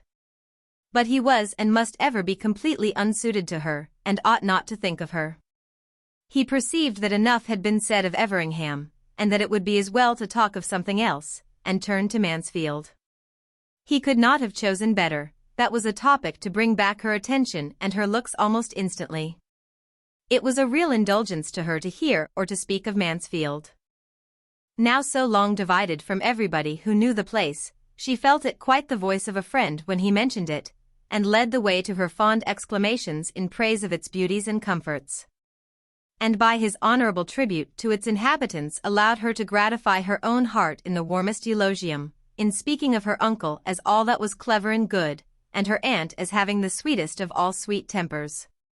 He had a great attachment to Mansfield himself, he said so. He looked forward with the hope of spending much, very much, of his time there, always there, or in the neighborhood. He particularly built upon a very happy summer and autumn there this year. He felt that it would be so, he depended upon it, a summer and autumn infinitely superior to the last. As animated, as diversified, as social, but with circumstances of superiority undescribable. Mansfield, Southerton, Thornton Lacey, he continued, what a society will be comprised in those houses. And at Michaelmas, perhaps, a fourth may be added, some small hunting box in the vicinity of everything so dear. For as to any partnership in Thornton Lacey, as Edmund Bertram once good-humoredly proposed, I hope I foresee two objections, two fair, excellent, irresistible objections to that plan. Fanny was doubly silenced here. Though when the moment was past, could regret that she had not forced herself into the acknowledged comprehension of one half of his meaning, and encouraged him to say something more of his sister and Edmund.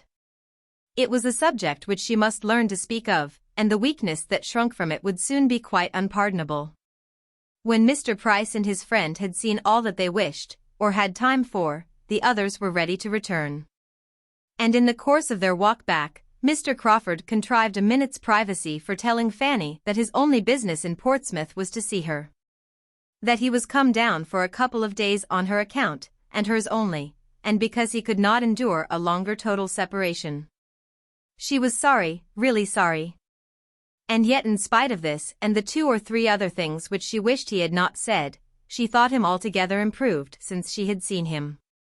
He was much more gentle, obliging, and attentive to other people's feelings than he had ever been at Mansfield. She had never seen him so agreeable, so near being agreeable. His behavior to her father could not offend, and there was something particularly kind and proper in the notice he took of Susan. He was decidedly improved. She wished the next day over, she wished he had come only for one day. But it was not so very bad as she would have expected. The pleasure of talking of Mansfield was so very great. Before they parted, she had to thank him for another pleasure, and one of no trivial kind. Her father asked him to do them the honor of taking his mutton with them, and Fanny had time for only one thrill of horror, before he declared himself prevented by a prior engagement. He was engaged to dinner already both for that day and the next. He had met with some acquaintance at the Crown who would not be denied. He should have the honor, however, of waiting on them again on the morrow, etc., and so they parted, Fanny in a state of actual felicity from escaping so horrible an evil. To have had him join their family dinner party, and see all their deficiencies, would have been dreadful. Rebecca's cookery and Rebecca's waiting, and Betsy's eating at table without restraint, and pulling everything about as she chose, were what Fanny herself was not yet enough inured to for her often to make a tolerable meal. She was nice only from natural delicacy, but he had been brought up in a school of luxury and epicurism. Chapter 42. The Prices were just setting off for church the next day when Mr. Crawford appeared again. He came, not to stop, but to join them. He was asked to go with them to the garrison chapel, which was exactly what he had intended, and they all walked thither together. The family were now seen to advantage. Nature had given them no inconsiderable share of beauty, and every Sunday dressed them in their cleanest skins and best attire. Sunday always brought this comfort to Fanny, and on this Sunday she felt it more than ever. Her poor mother now did not look so very unworthy of being Lady Bertram's sister as she was but too apt to look. It often grieved her to the heart to think of the contrast between them. To think that where nature had made so little difference, circumstances should have made so much, and that her mother, as handsome as Lady Bertram, and some years her junior, should have an appearance so much more worn and faded, so comfortless. So slatternly, so shabby. But Sunday made her a very creditable and tolerably cheerful-looking Mrs. Price, coming abroad with a fine family of children, feeling a little respite of her weekly cares, and only discomposed if she saw her boys run into danger, or Rebecca pass by with a flower in her hat. In chapel they were obliged to divide, but Mr. Crawford took care not to be divided from the female branch, and after chapel he still continued with them, and made one in the family party on the ramparts. Mrs. Price took her weekly walk on the ramparts every fine Sunday throughout the year, always going directly after morning service and staying till dinner time. It was her public place. There she met her acquaintance, heard a little news, talked over the badness of the Portsmouth servants, and wound up her spirits for the 6 days ensuing. Thither they now went, Mr. Crawford most happy to consider the Miss Prices as his peculiar charge. And before they had been there long, somehow or other, there was no saying how, Fanny could not have believed it, but he was walking between them with an arm of each under his, and she did not know how to prevent or put an end to it. It made her uncomfortable for a time, but yet there were enjoyments in the day and in the view which would be felt. The day was uncommonly lovely. It was really March. But it was April in its mild air, brisk soft wind, and bright sun, occasionally clouded for a minute. And everything looked so beautiful under the influence of such a sky, the effects of the shadows pursuing each other on the ships at Spithead and the island beyond, with the ever-varying hues of the sea, now at high water, dancing in its glee and dashing against the ramparts with so fine a sound, produced altogether such a combination of charms for Fanny, as made her gradually almost careless of the circumstances under which she felt them. Nay, had she been without his arm, she would soon have known that she needed it, for she wanted strength for a 2 hours' saunter of this kind, coming, as it generally did, upon a week's previous inactivity. Fanny was beginning to feel the effect of being debarred from her usual regular exercise. She had lost ground as to health since her being in Portsmouth, and but for Mr. Crawford and the beauty of the weather would soon have been knocked up now. The loveliness of the day, and of the view, he felt like herself. They often stopped with the same sentiment and taste, leaning against the wall, some minutes, to look and admire. And considering he was not Edmund, Fanny could not but allow that he was sufficiently open to the charms of nature, and very well able to express his admiration. She had a few tender reveries now and then, which he could sometimes take advantage of to look in her face without detection, and the result of these looks was, that though as bewitching as ever, her face was less blooming than it ought to be. She said she was very well, and did not like to be supposed otherwise. But take it all in all, he was convinced that her present residence could not be comfortable, and therefore could not be salutary for her, and he was growing anxious for her being again at Mansfield, where her own happiness, and his in seeing her, must be so much greater. "You have been here a month, I think," said he. "No, not quite a month. It is only 4 weeks tomorrow since I left Mansfield." "You are a most accurate and honest reckoner. I should call that a month. I did not arrive here till Tuesday evening. And it is to be a 2 months' visit, is not?" "Yes. My uncle talked of 2 months. I suppose it will not be less." "And how are you to be conveyed back again? Who comes for you?" "I do not know. I have heard nothing about it yet from my aunt. Perhaps I may be to stay longer. It may not be convenient for me to be fetched exactly at the 2 months' end." After a moment's reflection, Mr. Crawford replied, "I know Mansfield, I know its way, I know its faults towards you.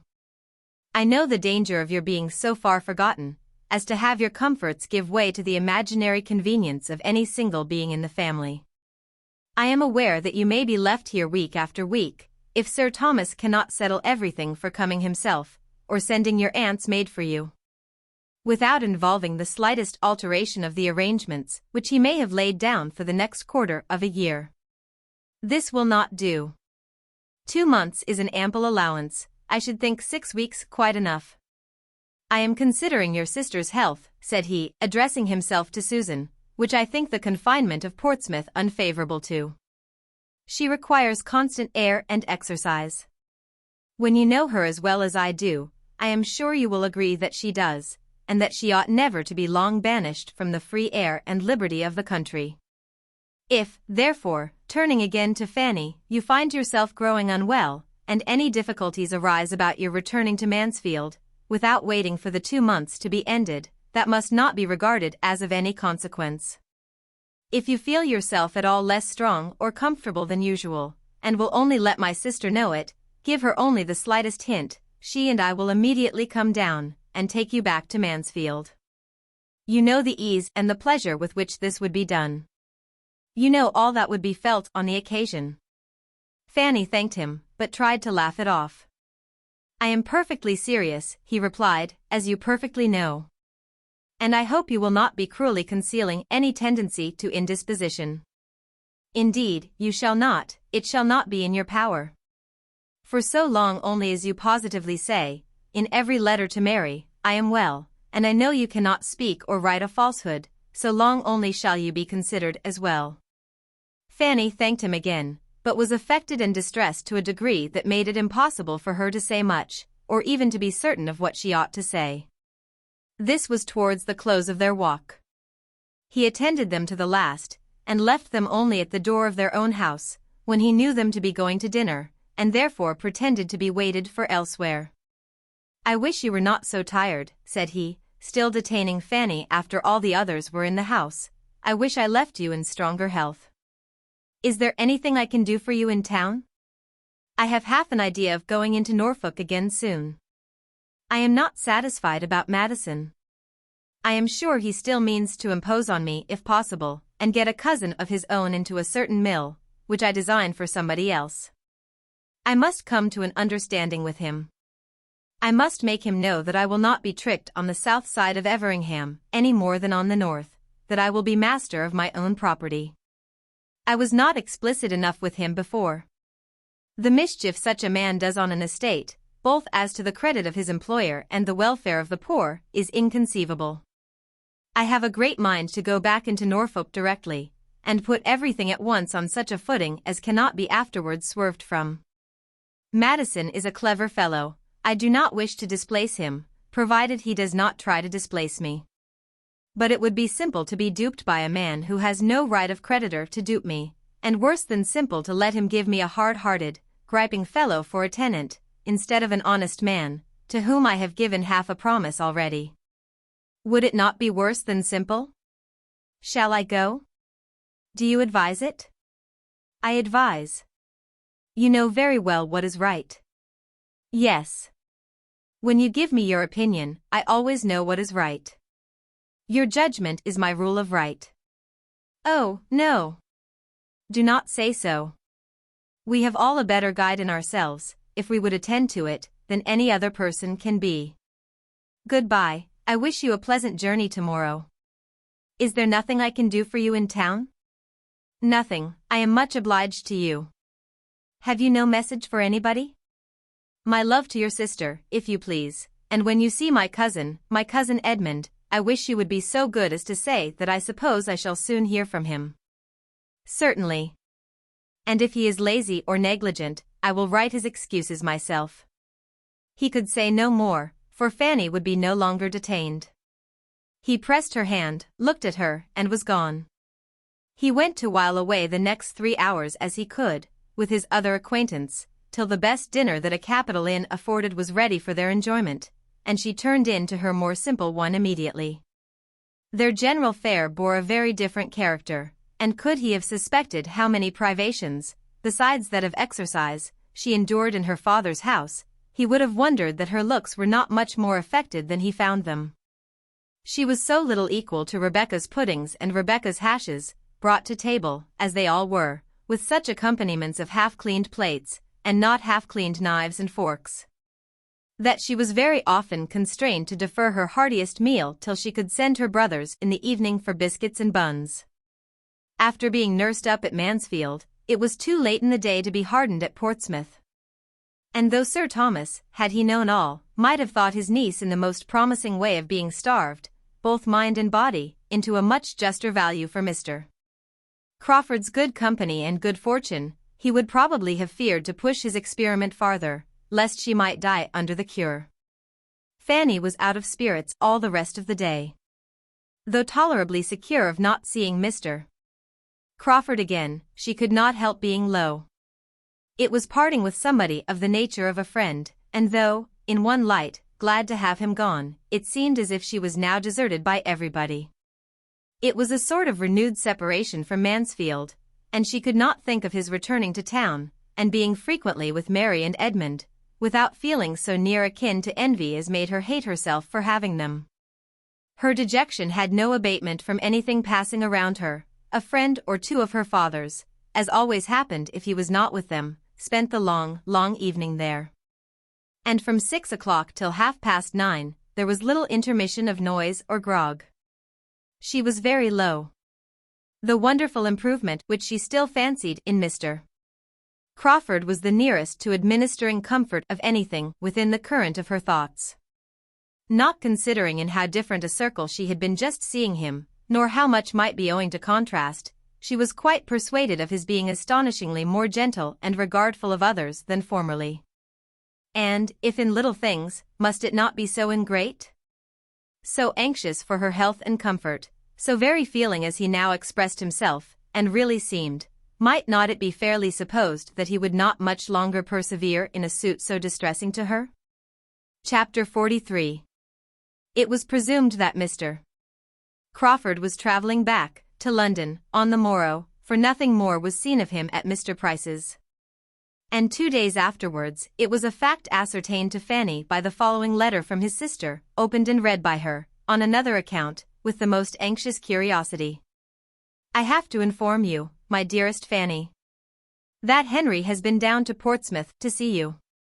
That he had a delightful walk with you to the dockyard last Saturday, and one still more to be dwelt on the next day, on the ramparts. When the balmy air, the sparkling sea, and your sweet looks and conversation were altogether in the most delicious harmony, and afforded sensations which are to raise ecstasy even in retrospect. This, as well as I understand, is to be the substance of my information. He makes me write, but I do not know what else is to be communicated, except this said visit to Portsmouth, and these 2 said walks, and his introduction to your family, especially to a fair sister of yours, a fine girl of 15. Who was of the party on the ramparts, taking her first lesson, I presume, in love. I have not time for writing much, but it would be out of place if I had, for this is to be a mere letter of business, penned for the purpose of conveying necessary information, which could not be delayed without risk of evil. My dear, dear Fanny, if I had you here, how I would talk to you. You should listen to me till you were tired, and advise me till you were still tired more. But it is impossible to put 100th part of my great mind on paper, so I will abstain altogether, and leave you to guess what you like. I have no news for you. You have politics, of course.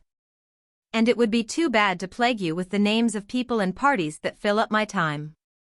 I ought to have sent you an account of your cousin's first party, but I was lazy, and now it is too long ago.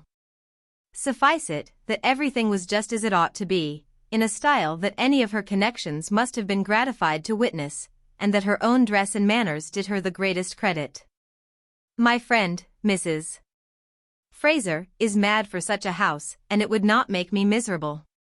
I go to Lady Stornoway after Easter. She seems in high spirits, and very happy.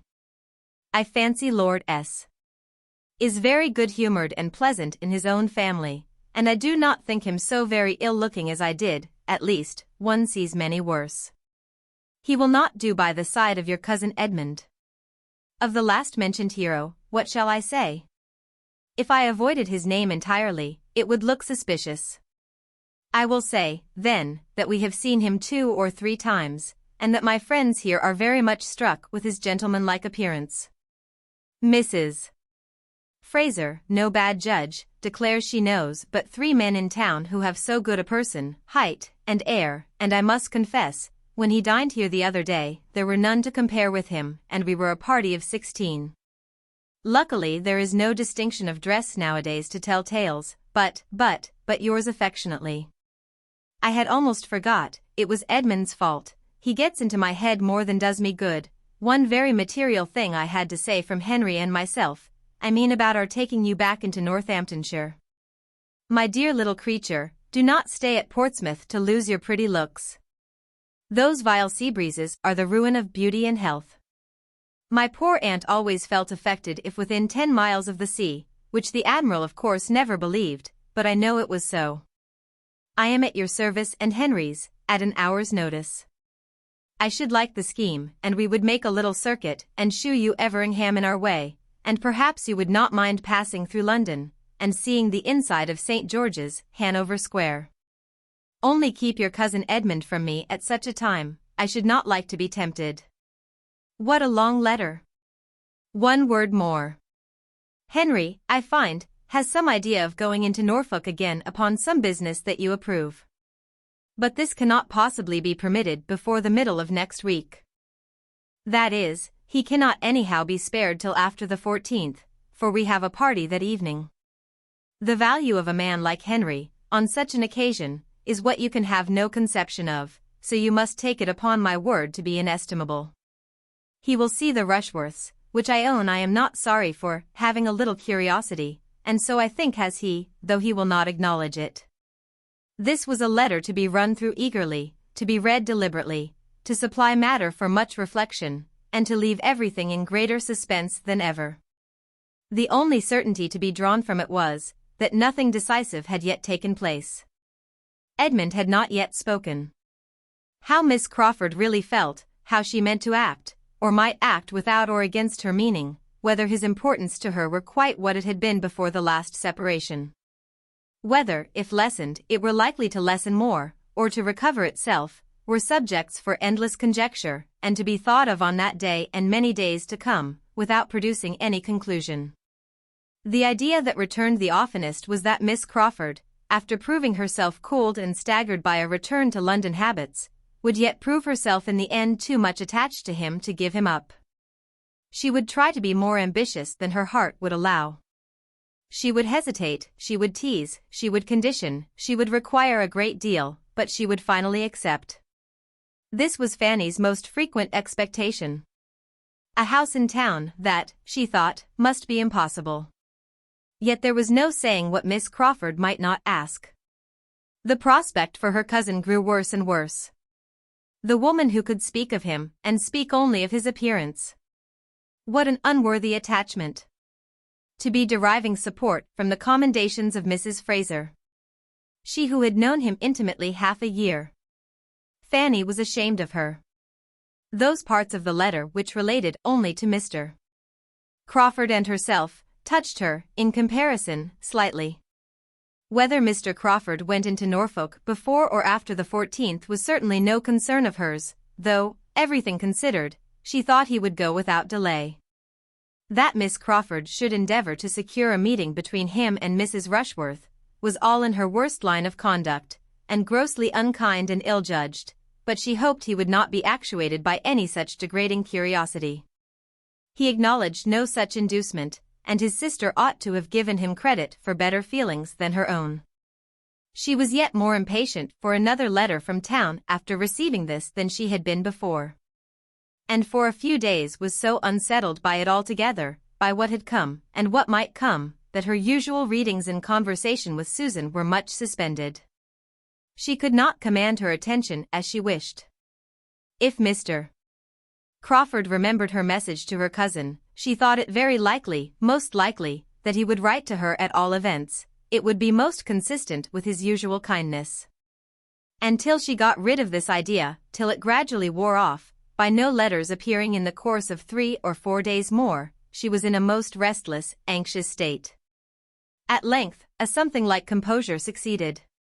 Suspense must be submitted to, and must not be allowed to wear her out, and make her useless.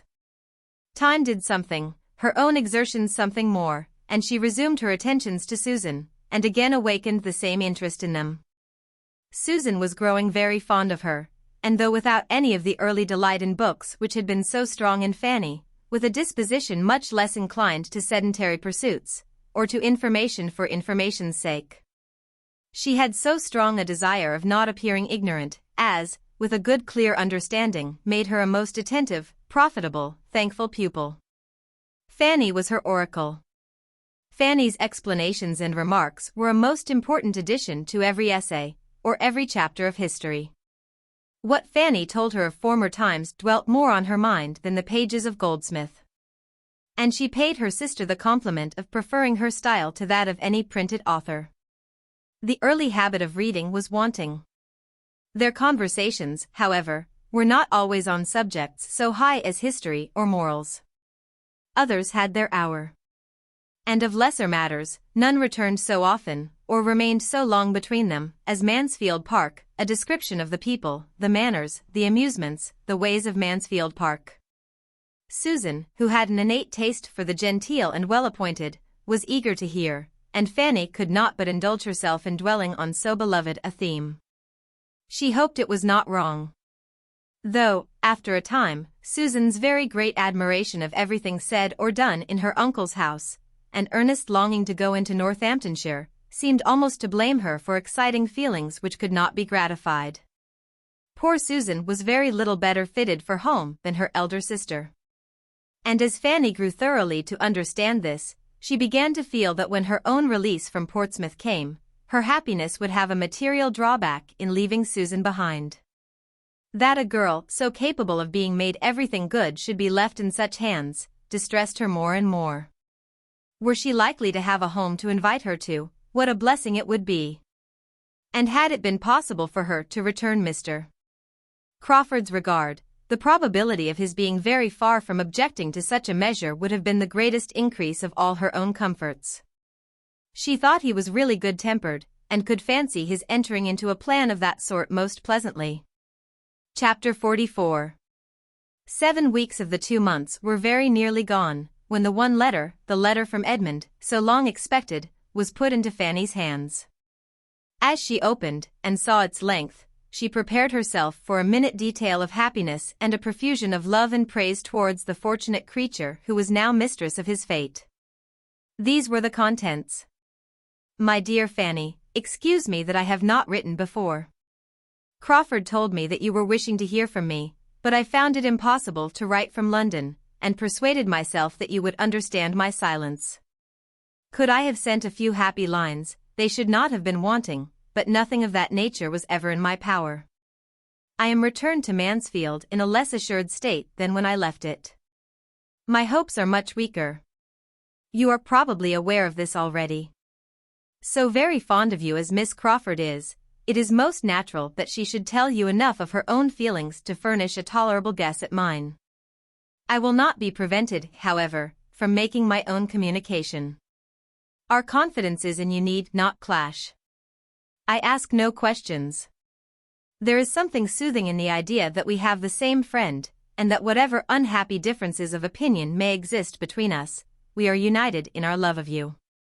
It will be a comfort to me to tell you how things now are, and what are my present plans, if plans I can be said to have. I have been returned since Saturday. I was 3 weeks in London, and saw her, for London, very often. I had every attention from the Frasers that could be reasonably expected. I dare say I was not reasonable in carrying with me hopes of an intercourse at all like that of Mansfield. It was her manner, however, rather than any unfrequency of meeting.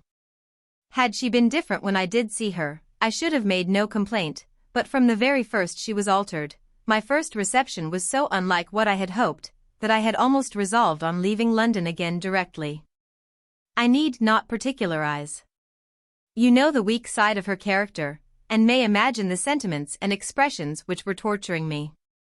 She was in high spirits, and surrounded by those who were giving all the support of their own bad sense to her too lively mind.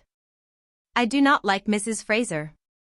She is a cold-hearted, vain woman, who is married entirely from convenience, and though evidently unhappy in her marriage, places her disappointment not to faults of judgment, or temper, or disproportion of age, but to her being, after all, less affluent than many of her acquaintance, especially than her sister, Lady Stornoway, and is the determined supporter of everything mercenary and ambitious, provided it be only mercenary and ambitious enough.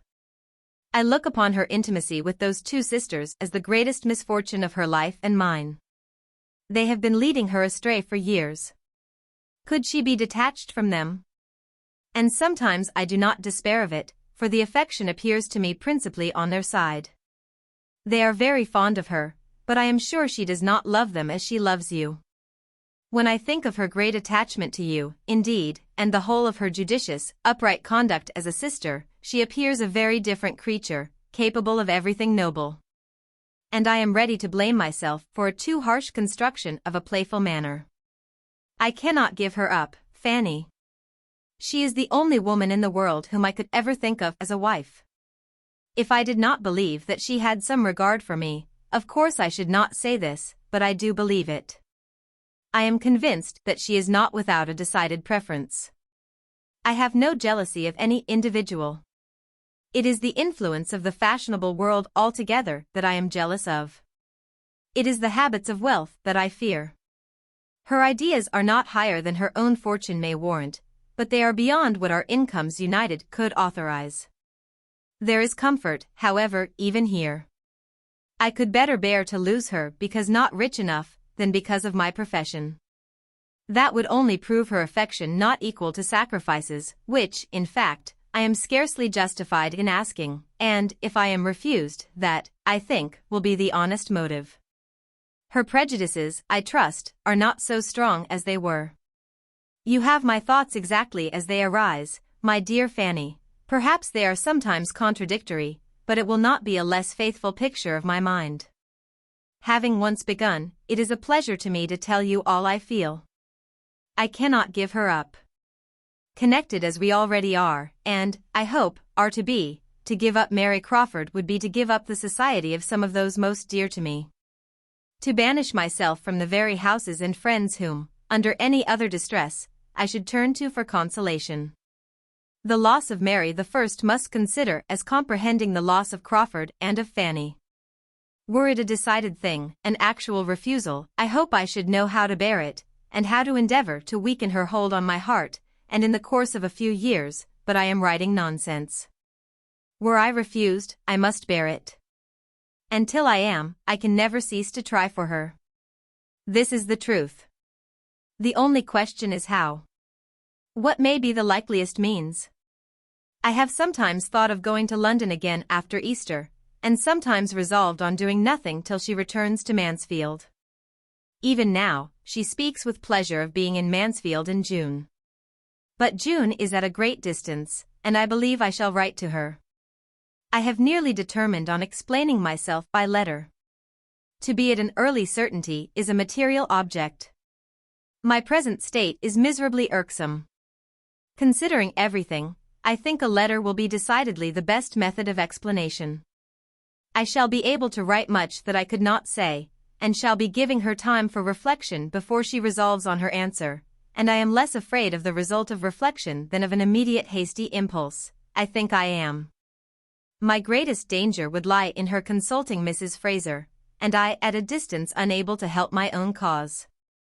A letter exposes to all the evil of consultation, and where the mind is anything short of perfect decision, an adviser may, in an unlucky moment, lead it to do what it may afterwards regret. I must think this matter over a little.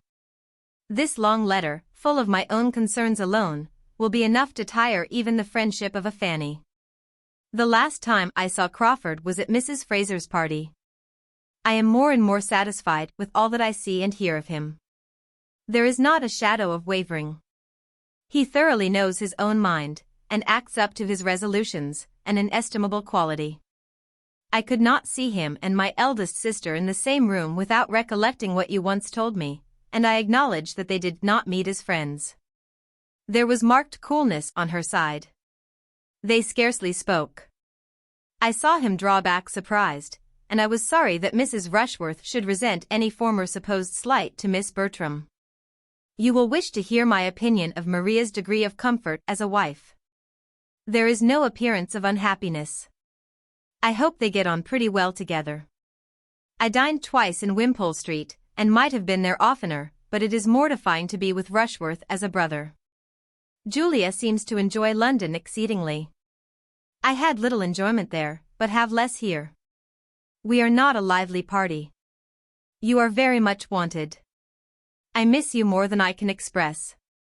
My mother desires her best love, and hopes to hear from you soon. She talks of you almost every hour, and I am sorry to find how many weeks more she is likely to be without you. My father means to fetch you himself, but it will not be till after Easter, when he has business in town. You are happy at Portsmouth, I hope, but this must not be a yearly visit. I want you at home, that I may have your opinion about Thornton Lacey. I have little heart for extensive improvements till I know that it will ever have a mistress. I think I shall certainly write. It is quite settled that the Grants go to Bath, they leave Mansfield on Monday. I am glad of it. I am not comfortable enough to be fit for anybody. But your aunt seems to feel out of luck that such an article of Mansfield news should fall to my pen instead of hers. Yours ever, my dearest Fanny.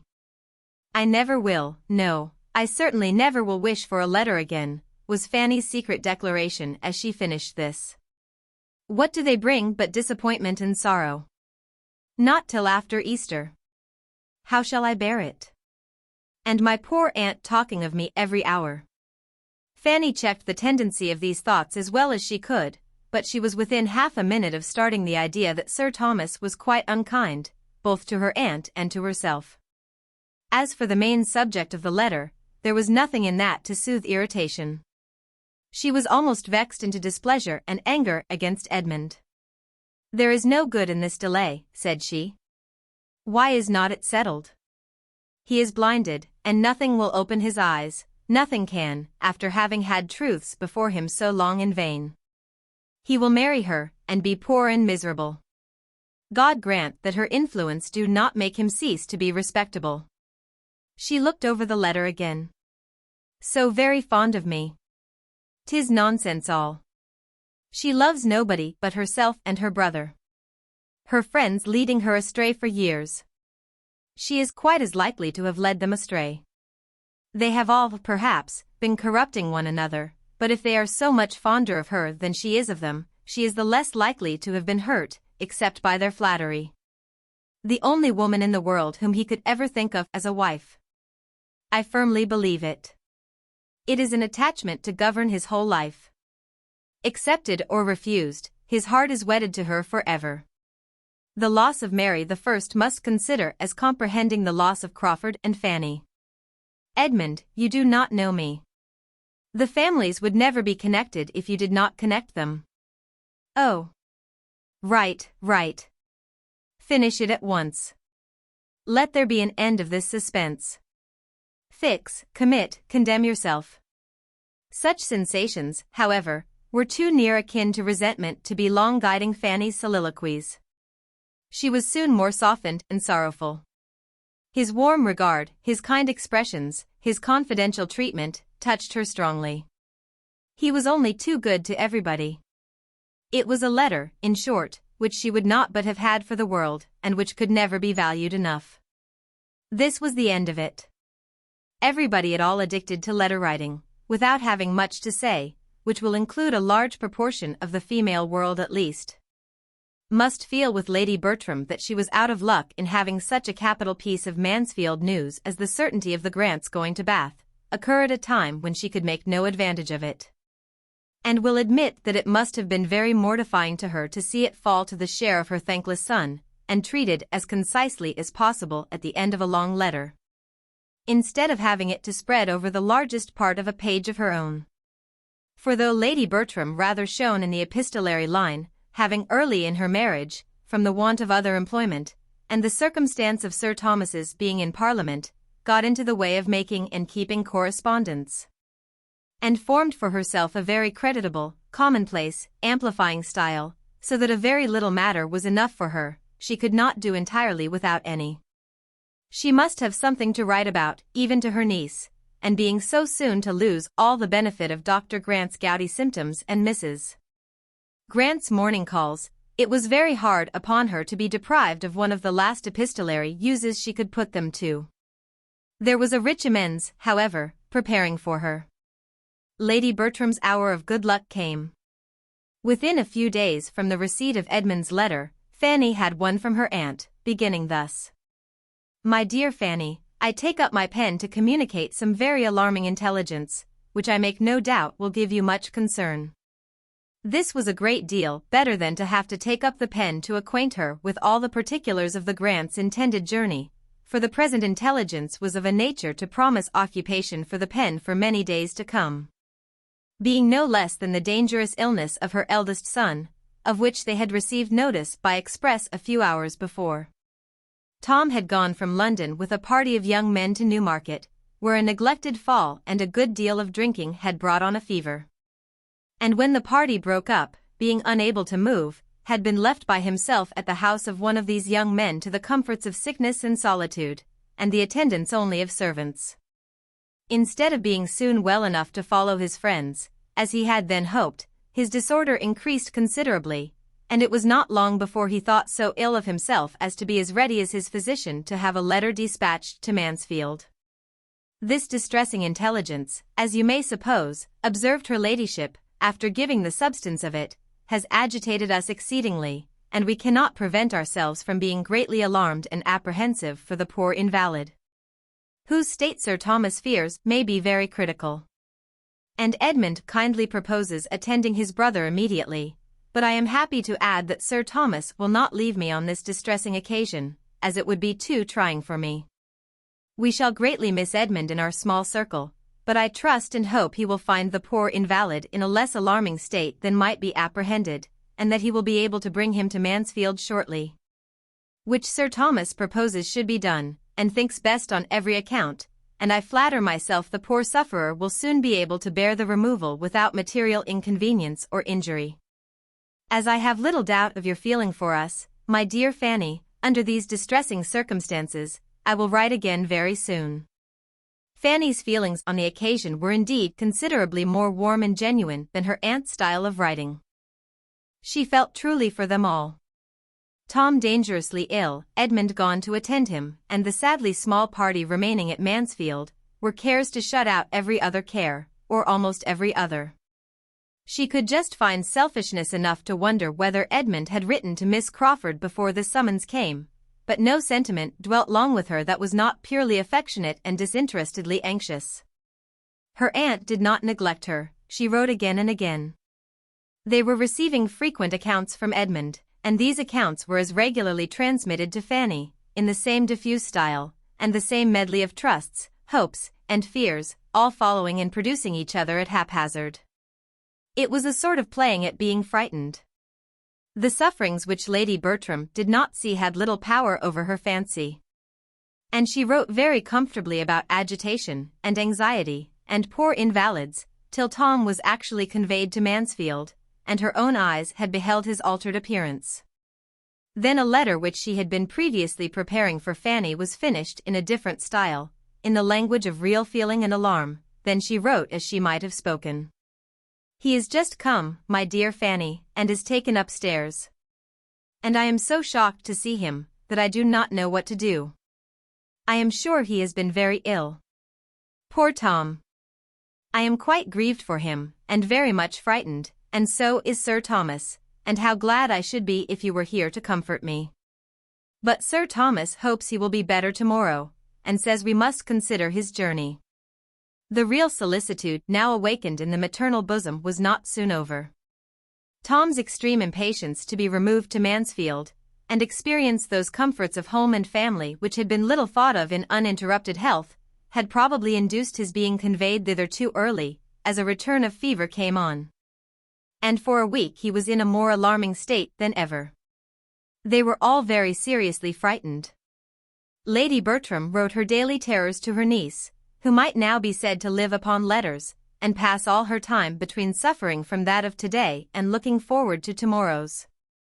Without any particular affection for her eldest cousin, her tenderness of heart made her feel that she could not spare him, and the purity of her principles added yet a keener solicitude, when she considered how little useful, how little self-denying his life had, apparently, been.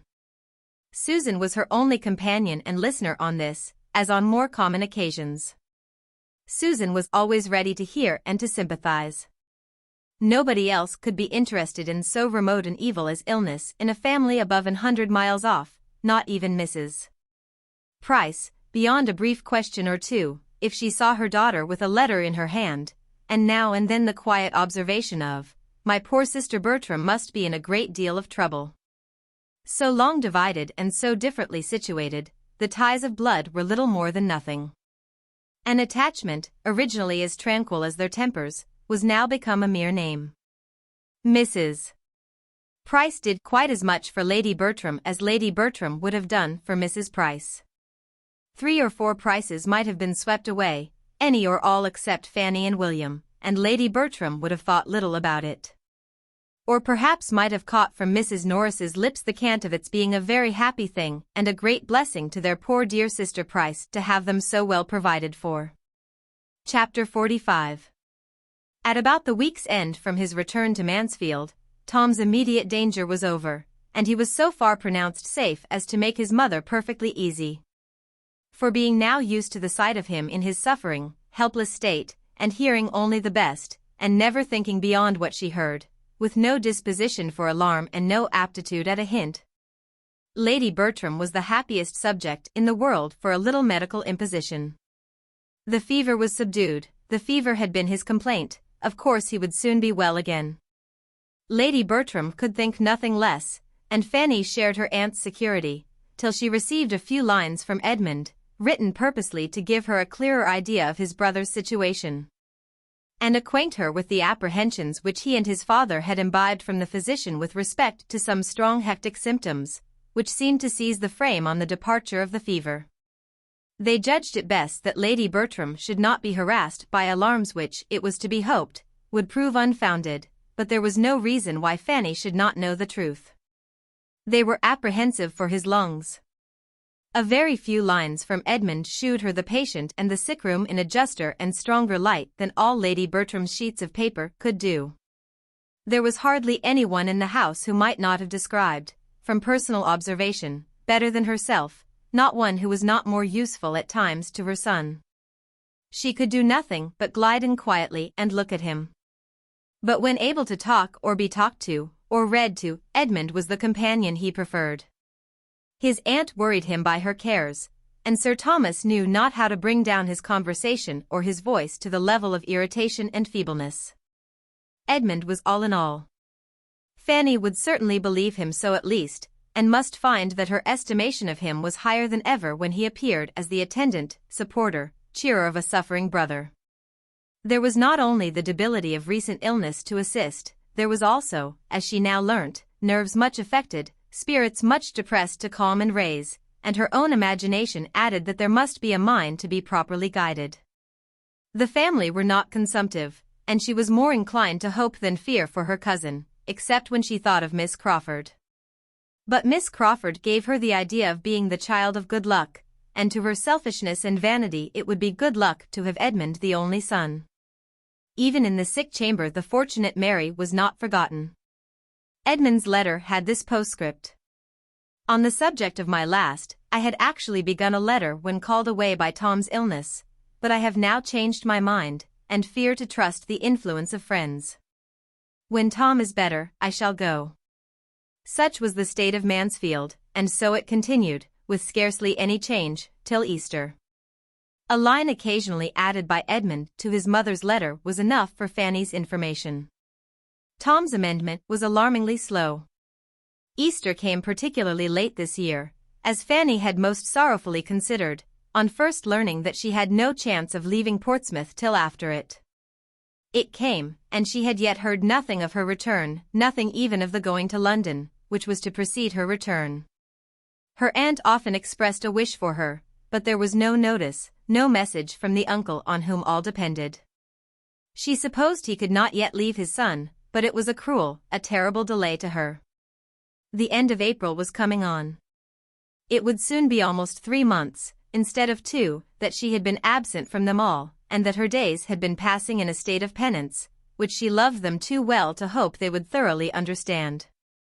And who could yet say when there might be leisure to think of or fetch her? Her eagerness, her impatience, her longings to be with them, were such as to bring a line or two of Cooper's Tirocinium forever before her. With what intense desire she wants her home, was continually on her tongue, as the truest description of a yearning which she could not suppose any schoolboy's bosom to feel more keenly. When she had been coming to Portsmouth, she had loved to call it her home, had been fond of saying that she was going home. The word had been very dear to her, and so it still was, but it must be applied to Mansfield. That was now the home. Portsmouth was Portsmouth, Mansfield was home. They had been long so arranged in the indulgence of her secret meditations, and nothing was more consolatory to her than to find her aunt using the same language. I cannot but say I much regret your being from home at this distressing time. So very trying to my spirits. I trust and hope, and sincerely wish you may never be absent from home so long again, were most delightful sentences to her. Still, however, it was her private regale.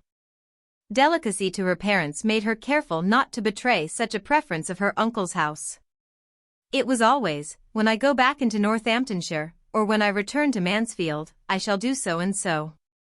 For a great while it was so, but at last the longing grew stronger, it overthrew caution, and she found herself talking of what she should do when she went home before she was aware. She reproached herself, colored, and looked fearfully towards her father and mother. She need not have been uneasy. There was no sign of displeasure, or even of hearing her. They were perfectly free from any jealousy of Mansfield. She was as welcome to wish herself there as to be there. It was sad to Fanny to lose all the pleasures of spring. She had not known before what pleasures she had to lose in passing March and April in a town. She had not known before how much the beginnings and progress of vegetation had delighted her. What animation, both of body and mind, she had derived from watching the advance of that season which cannot, in spite of its capriciousness, be unlovely. And seeing its increasing beauties from the earliest flowers in the warmest divisions of her aunt's garden, to the opening of leaves of her uncle's plantations, and the glory of his woods. To be losing such pleasures was no trifle.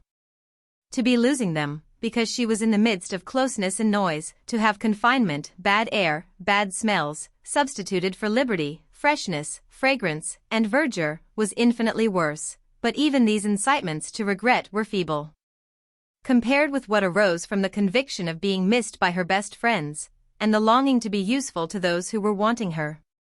Could she have been at home, she might have been of service to every creature in the house. She felt that she must have been of use to all. To all she must have saved some trouble of head or hand. And were it only in supporting the spirits of her Aunt Bertram, keeping her from the evil of solitude, or the still greater evil of a restless, officious companion, too apt to be heightening danger in order to enhance her own importance. Her being there would have been a general good. She loved to fancy how she could have read to her aunt, how she could have talked to her, and tried at once to make her feel the blessing of what was, and prepare her mind for what might be. And how many walks up and down stairs she might have saved her, and how many messages she might have carried. It astonished her that Tom's sisters could be satisfied with remaining in London at such a time, through an illness which had now, under different degrees of danger, lasted several weeks. They might return to Mansfield when they chose. Traveling could be no difficulty to them, and she could not comprehend how both could still keep away. If Mrs. Rushworth could imagine any interfering obligations, Julia was certainly able to quit London whenever she chose. It appeared from one of her aunt's letters that Julia had offered to return if wanted, but this was all. It was evident that she would rather remain where she was. Fanny was disposed to think the influence of London very much at war with all respectable attachments. She saw the proof of it in Miss Crawford, as well as in her cousins. Her attachment to Edmund had been respectable, the most respectable part of her character. Her friendship for herself had at least been blameless. Where was either sentiment now? It was so long since Fanny had had any letter from her, that she had some reason to think lightly of the friendship which had been so dwelt on. It was weeks since she had heard anything of Miss Crawford or of her other connections in town, except through Mansfield, and she was beginning to suppose that she might never know whether Mr. Crawford had gone into Norfolk again or not till they met, and might never hear from his sister any more this spring, when the following letter was received to revive old and create some new sensations. Forgive me, my dear Fanny, as soon as you can, for my long silence, and behave as if you could forgive me directly. This is my modest request and expectation, for you are so good, that I depend upon being treated better than I deserve, and I write now to beg an immediate answer. I want to know the state of things at Mansfield Park, and you, no doubt, are perfectly able to give it. One should be a brute not to feel for the distress they are in, and from what I hear, poor Mr. Bertram has a bad chance of ultimate recovery. I thought little of his illness at first. I looked upon him as the sort of person to be made a fuss with, and to make a fuss himself in any trifling disorder, and was chiefly concerned for those who had to nurse him. But now it is confidently asserted that he is really in a decline, that the symptoms are most alarming, and that part of the family, at least, are aware of it. If it be so, I am sure you must be included in that part, that discerning part, and therefore entreat you to let me know how far I have been rightly informed. I need not say how rejoiced I shall be to hear there has been any mistake, but the report is so prevalent that I confess I cannot help trembling. To have such a fine young man cut off in the flower of his days is most melancholy. Poor Sir Thomas will feel it dreadfully. I really am quite agitated on the subject. Fanny, I see you smile and look cunning, but, upon my honor, I never bribed a physician in my life. Poor young man. If he is to die, there will be 2 poor young men less in the world, and with a fearless face and bold voice would I say to anyone, that wealth and consequence could fall into no hands more deserving of them. It was a foolish precipitation last Christmas, but the evil of a few days may be blotted out in part. Varnish and gilding hide many stains. It will be but the loss of the esquire after his name. With real affection, Fanny, like mine, more might be overlooked. Write to me by return of post, judge of my anxiety, and do not trifle with it. Tell me the real truth, as you have it from the fountainhead. And now, do not trouble yourself to be ashamed of either my feelings or your own. Believe me, they are not only natural, they are philanthropic and virtuous. I put it to your conscience, whether Sir Edmund would not do more good with all the Bertram property than any other possible sir. Had the Grants been at home I would not have troubled you, but you are now the only one I can apply to for the truth, his sisters not being within my reach. Mrs. R. has been spending the Easter with the Aylmers at Twickenham, as to be sure you know, and is not yet returned, and Julia is with the cousins who live near Bedford Square, but I forget their name and street. Could I immediately apply to either, however, I should still prefer you, because it strikes me that they have all along been so unwilling to have their own amusements cut up, as to shut their eyes to the truth. I suppose Mrs. R.'s Easter holidays will not last much longer, no doubt they are thorough holidays to her. The Aylmers are pleasant people, and her husband away, she can have nothing but enjoyment. I give her credit for promoting his going dutifully down to Bath, to fetch his mother, but how will she and the dowager agree in one house? Henry is not at hand, so I have nothing to say from him. Do not you think Edmund would have been in town again long ago, but for this illness, yours ever, Mary. I had actually begun folding my letter when Henry walked in, but he brings no intelligence to prevent my sending it. Mrs. R.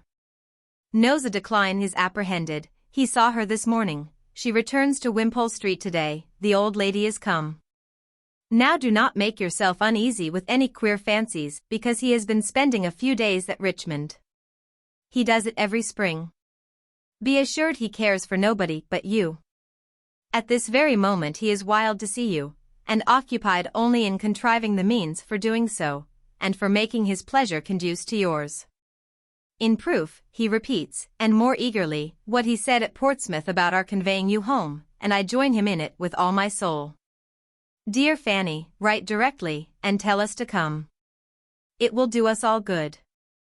He and I can go to the parsonage, you know, and be no trouble to our friends at Mansfield Park. It would really be gratifying to see them all again, and a little addition of society might be of infinite use to them.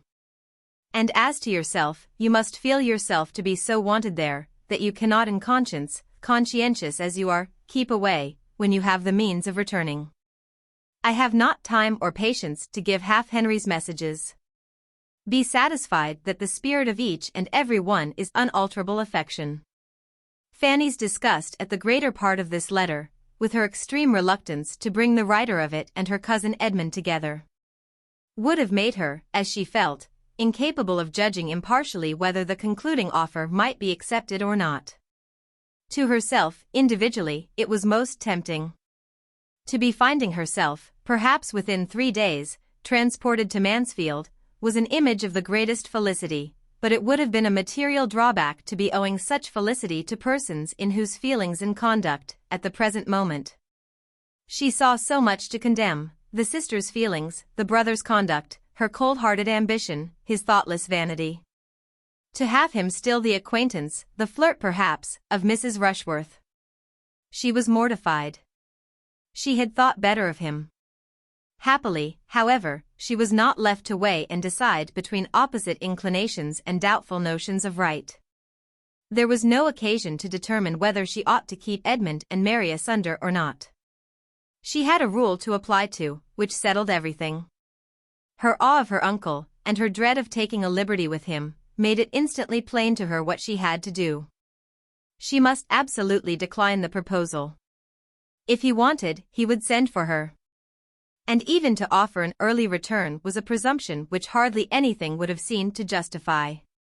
She thanked Miss Crawford, but gave a decided negative. Her uncle, she understood, meant to fetch her. And as her cousin's illness had continued so many weeks without her being thought at all necessary, she must suppose her return would be unwelcome at present, and that she should be felt an encumbrance. Her representation of her cousin's state at this time was exactly according to her own belief of it, and such as she supposed would convey to the sanguine mind of her correspondent the hope of everything she was wishing for. Edmund would be forgiven for being a clergyman, it seemed, under certain conditions of wealth, and this, she suspected, was all the conquest of prejudice which he was so ready to congratulate himself upon. She had only learnt to think nothing of consequence but money. Chapter 46. As Fanny could not doubt that her answer was conveying a real disappointment, she was rather in expectation, from her knowledge of Miss Crawford's temper, of being urged again. And though no second letter arrived for the space of a week, she had still the same feeling when it did come. On receiving it, she could instantly decide on its containing little writing, and was persuaded of its having the air of a letter of haste and business. Its object was unquestionable. And 2 moments were enough to start the probability of its being merely to give her notice that they should be in Portsmouth that very day, and to throw her into all the agitation of doubting what she ought to do in such a case. If 2 moments, however, can surround with difficulties, a third can disperse them, and before she had opened the letter, the possibility of Mr. and Miss Crawford's having applied to her uncle and obtained his permission was giving her ease. This was the letter. A most scandalous, ill-natured rumor has just reached me, and I write, dear Fanny, to warn you against giving the least credit to it, should it spread into the country.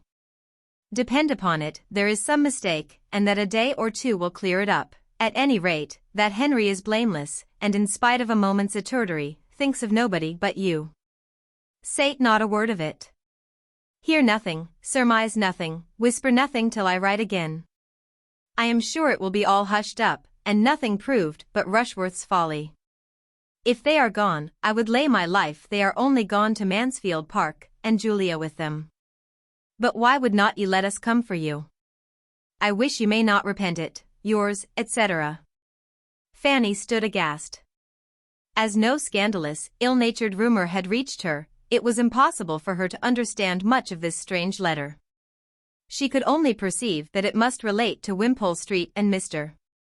Crawford, and only conjecture that something very imprudent had just occurred in that quarter to draw the notice of the world, and to excite her jealousy, in Miss Crawford's apprehension, if she heard it.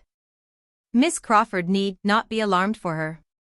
She was only sorry for the parties concerned and for Mansfield, if the report should spread so far, but she hoped it might not. If the Rushworths were gone themselves to Mansfield, as was to be inferred from what Miss Crawford said, it was not likely that anything unpleasant should have preceded them, or at least should make any impression. As to Mr. Crawford, she hoped it might give him a knowledge of his own disposition, convince him that he was not capable of being steadily attached to any one woman in the world, and shame him from persisting any longer in addressing herself. It was very strange. She had begun to think he really loved her, and to fancy his affection for her something more than common, and his sister still said that he cared for nobody else. Yet there must have been some marked display of attentions to her cousin, there must have been some strong indiscretion, since her correspondent was not of a sort to regard a slight one. Very uncomfortable she was, and must continue, till she heard from Miss Crawford again. It was impossible to banish the letter from her thoughts, and she could not relieve herself by speaking of it to any human being. Miss Crawford need not have urged secrecy with so much warmth, she might have trusted to her sense of what was due to her cousin. The next day came and brought no second letter. Fanny was disappointed. She could still think of little else all the morning. But, when her father came back in the afternoon with the daily newspaper as usual, she was so far from expecting any elucidation through such a channel that the subject was for a moment out of her head. She was deep in other musing. The remembrance of her first evening in that room, of her father and his newspaper, came across her. No candle was now wanted. The sun was yet an hour and a half above the horizon. She felt that she had, indeed, been 3 months there. And the sun's rays falling strongly into the parlor, instead of cheering, made her still more melancholy, for sunshine appeared to her a totally different thing in a town and in the country. Here, its power was only a glare, a stifling, sickly glare, serving but to bring forward stains and dirt that might otherwise have slept. There was neither health nor gaiety in sunshine in a town. She sat in a blaze of oppressive heat, in a cloud of moving dust, and her eyes could only wander from the walls, marked by her father's head, to the table cut and notched by her brother's, where stood the tea-board never thoroughly cleaned. The cups and saucers wiped in streaks, the milk a mixture of motes floating in thin blue, and the bread and butter growing every minute more greasy than even Rebecca's hands had first produced it. Her father read his newspaper, and her mother lamented over the ragged carpet as usual, while the tea was in preparation, and wished Rebecca would mend it. And Fanny was first roused by his calling out to her, after humping and considering over a particular paragraph, "What's the name of your great cousins in town, Fan?"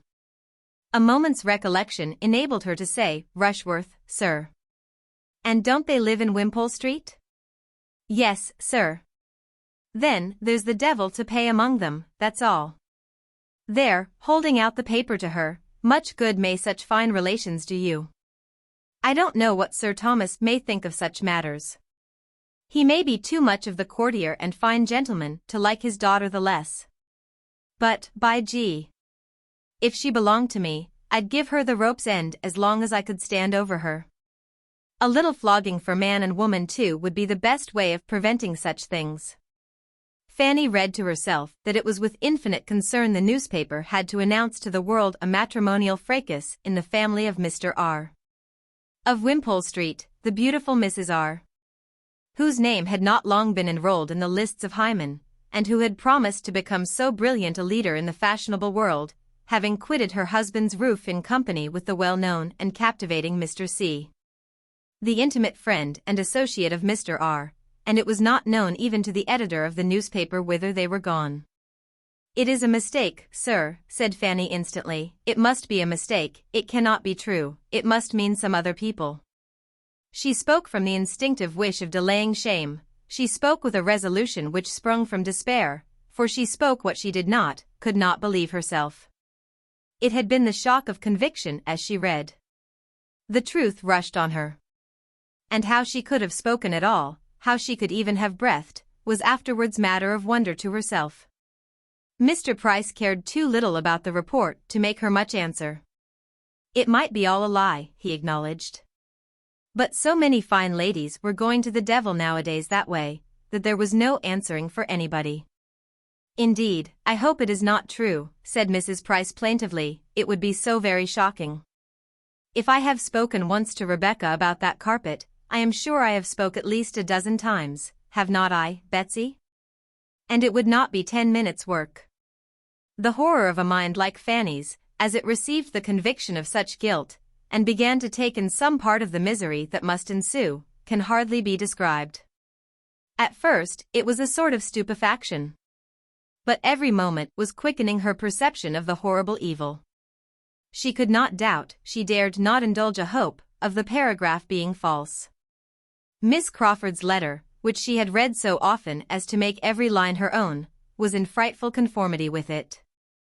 Her eager defense of her brother, her hope of its being hushed up, her evident agitation, were all of a piece with something very bad. And if there was a woman of character in existence, who could treat as a trifle this sin of the first magnitude, who would try to gloss it over and desire to have it unpunished, she could believe Miss Crawford to be the woman. Now she could see her own mistake as to who were gone, or said to be gone. It was not Mr. and Mrs. Rushworth, it was Mrs. Rushworth and Mr. Crawford. Fanny seemed to herself never to have been shocked before. There was no possibility of rest. The evening passed without a pause of misery, the night was totally sleepless. She passed only from feelings of sickness to shudderings of horror, and from hot fits of fever to cold. The event was so shocking that there were moments even when her heart revolted from it as impossible, when she thought it could not be. A woman married only 6 months ago, a man professing himself devoted, even engaged to another. That other her near relation, the whole family, both families connected as they were by tie upon tie, all friends, all intimate together.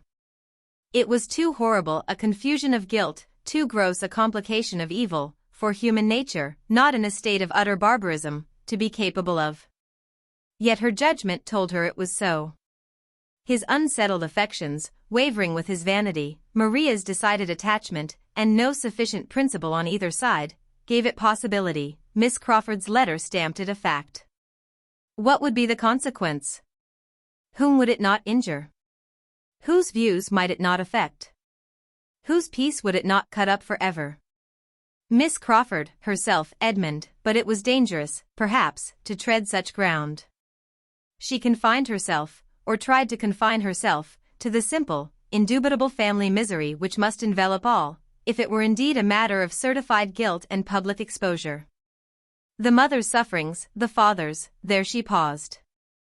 Julia's, Tom's, Edmund's, there a yet longer pause. They were the two on whom it would fall most horribly.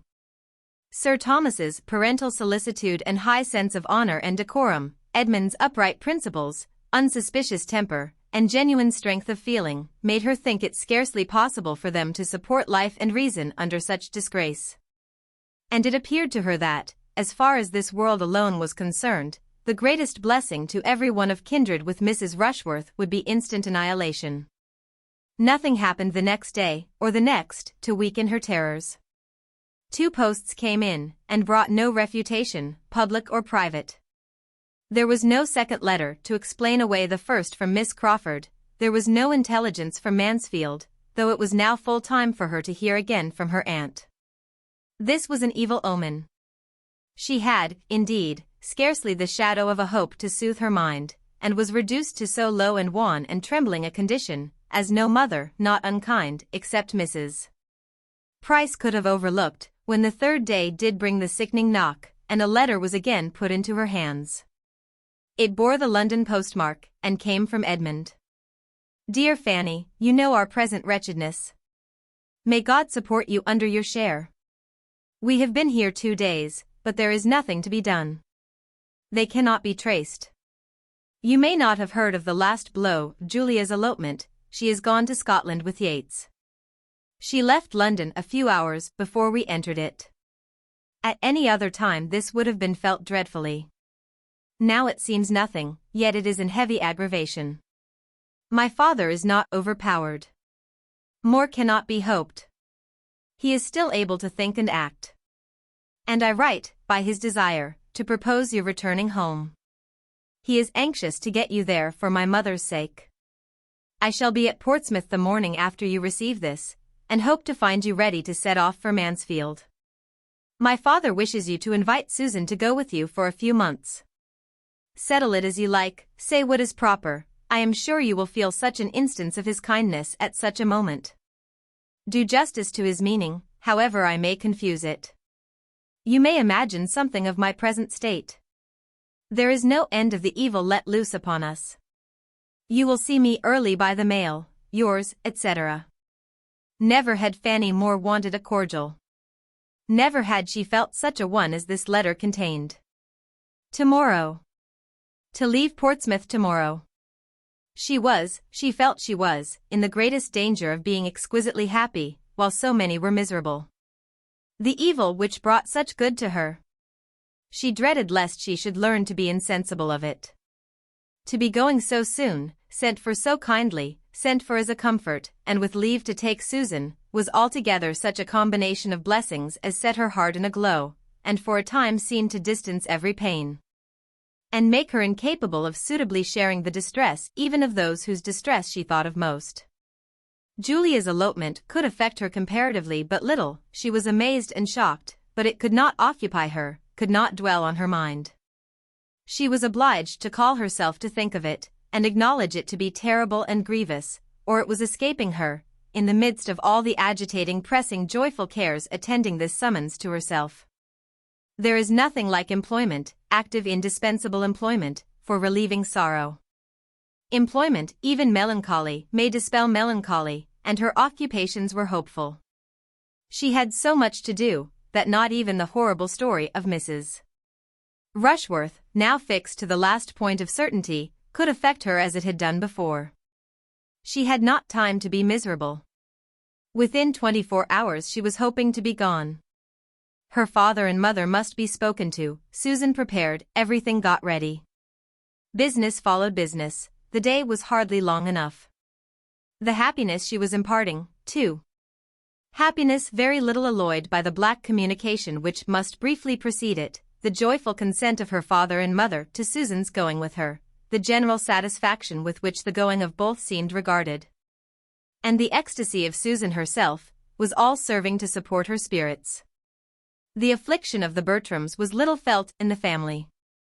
Mrs.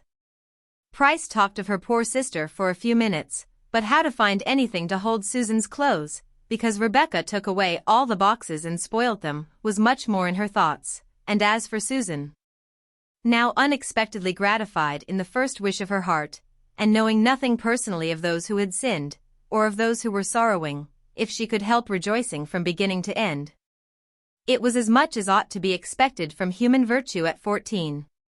As nothing was really left for the decision of Mrs. Price, or the good offices of Rebecca, everything was rationally and duly accomplished, and the girls were ready for the morrow.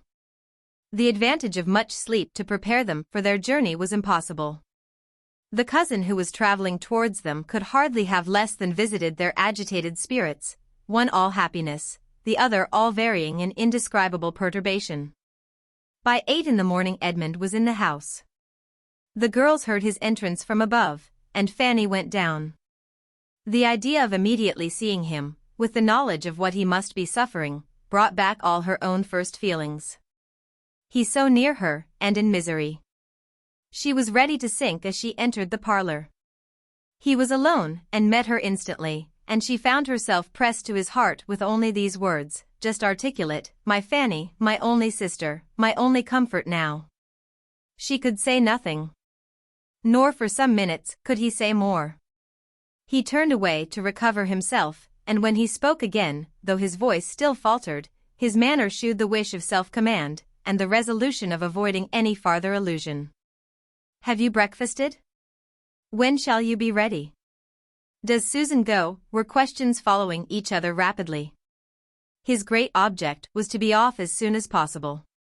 When Mansfield was considered, time was precious, and the state of his own mind made him find relief only in motion. It was settled that he should order the carriage to the door in half an hour. Fanny answered for their having breakfasted and being quite ready in half an hour. He had already ate, and declined staying for their meal. He would walk round the ramparts, and join them with the carriage. He was gone again, glad to get away even from Fanny.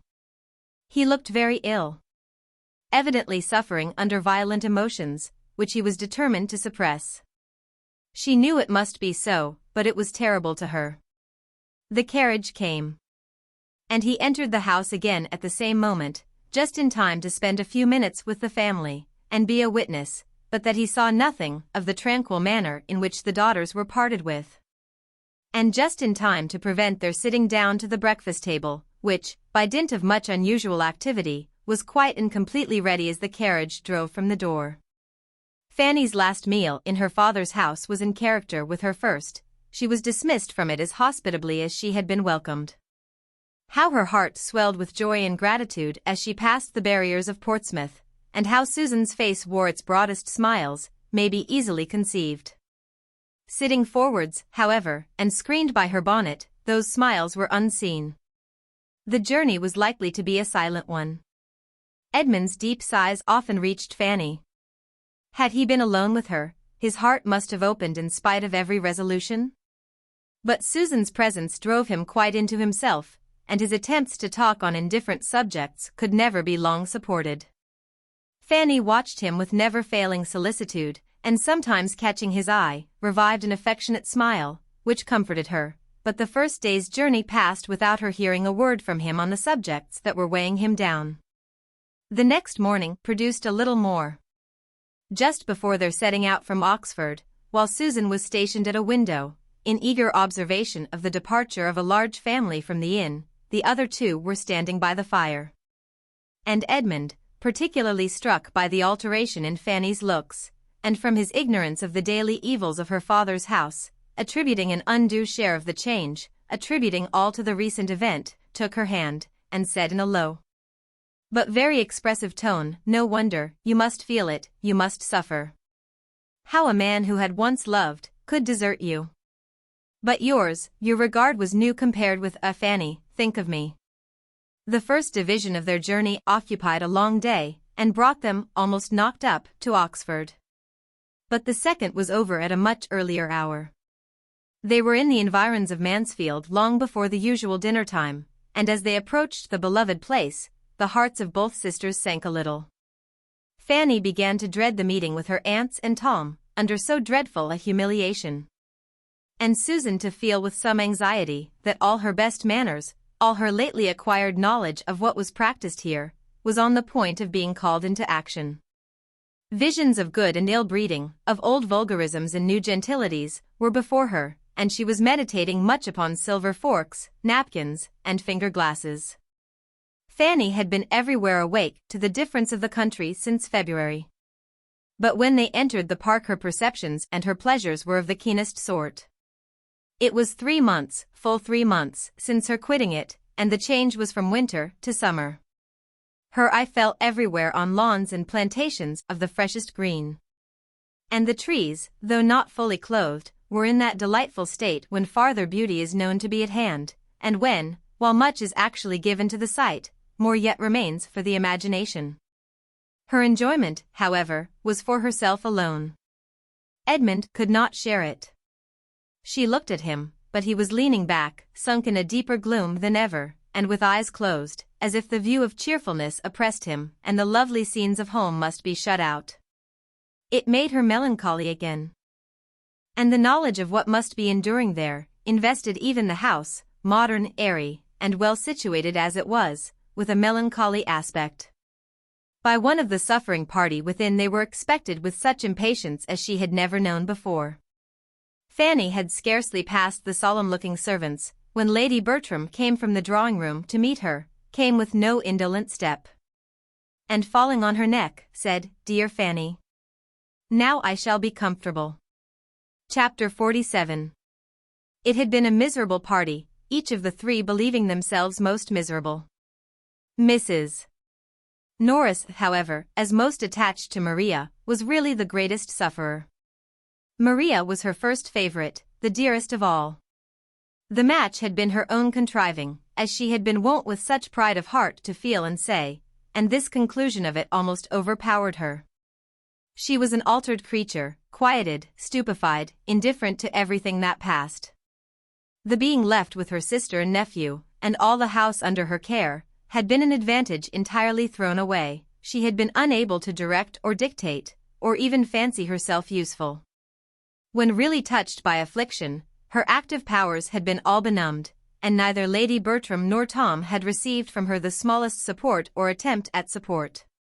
She had done no more for them than they had done for each other. They had been all solitary, helpless, and forlorn alike, and now the arrival of the others only established her superiority in wretchedness.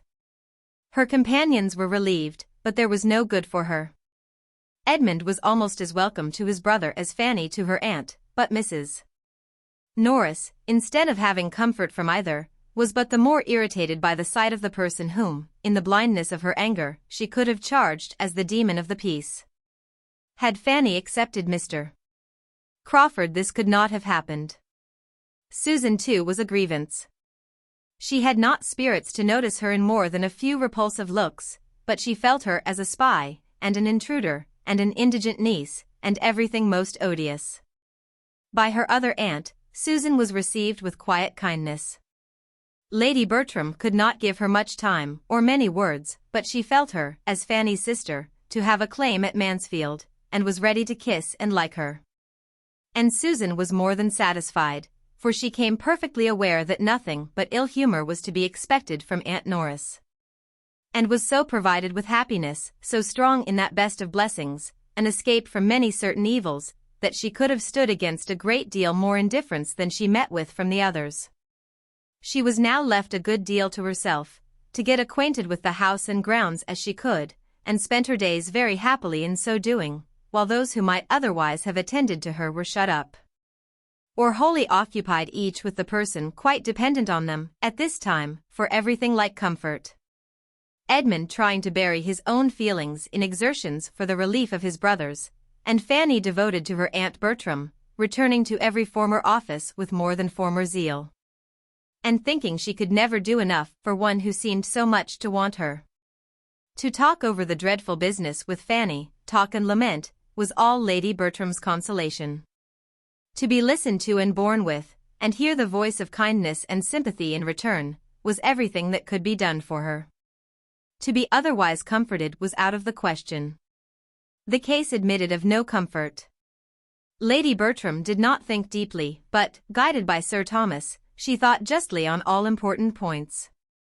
And she saw, therefore, in all its enormity, what had happened, and neither endeavored herself, nor required Fanny to advise her, to think little of guilt and infamy. Her affections were not acute, nor was her mind tenacious. After a time, Fanny found it not impossible to direct her thoughts to other subjects, and revive some interest in the usual occupations. But whenever Lady Bertram was fixed on the event, she could see it only in one light, as comprehending the loss of a daughter, and a disgrace never to be wiped off. Fanny learnt from her all the particulars which had yet transpired. Her aunt was no very methodical narrator, but with the help of some letters to and from Sir Thomas, and what she already knew herself, and could reasonably combine, she was soon able to understand quite as much as she wished of the circumstances attending the story. Mrs. Rushworth had gone, for the Easter holidays, to Twickenham, with a family whom she had just grown intimate with, a family of lively, agreeable manners, and probably of morals and discretion to suit, for to their house Mr. Crawford had constant access at all times. His having been in the same neighborhood Fanny already knew. Mr. Rushworth had been gone at this time to Bath, to pass a few days with his mother, and bring her back to town, and Maria was with these friends without any restraint, without even Julia. For Julia had removed from Wimpole Street 2 or 3 weeks before, on a visit to some relations of Sir Thomas, a removal which her father and mother were now disposed to attribute to some view of convenience on Mr. Yates's account.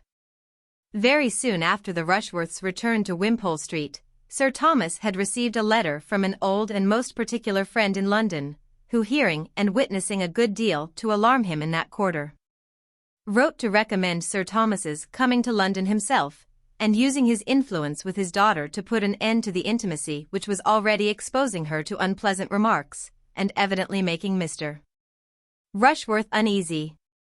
Sir Thomas was preparing to act upon this letter, without communicating its contents to any creature at Mansfield, when it was followed by another, sent express from the same friend, to break to him the almost desperate situation in which affairs then stood with the young people. Mrs. Rushworth had left her husband's house. Mr. Rushworth had been in great anger and distress to him, Mr. Harding, for his advice. Mr. Harding feared there had been at least very flagrant indiscretion. The maidservant of Mrs. Rushworth, senior, threatened alarmingly. He was doing all in his power to quiet everything, with the hope of Mrs. Rushworth's return, but was so much counteracted in Wimpole Street by the influence of Mr. Rushworth's mother, that the worst consequences might be apprehended. This dreadful communication could not be kept from the rest of the family. Sir Thomas set off, Edmund would go with him, and the others had been left in a state of wretchedness, inferior only to what followed the receipt of the next letters from London. Everything was by that time public beyond a hope. The servant of Mrs. Rushworth, the mother, had exposure in her power, and supported by her mistress, was not to be silenced. The two ladies, even in the short time they had been together, had disagreed. And the bitterness of the elder against her daughter-in-law might perhaps arise almost as much from the personal disrespect with which she had herself been treated as from sensibility for her son.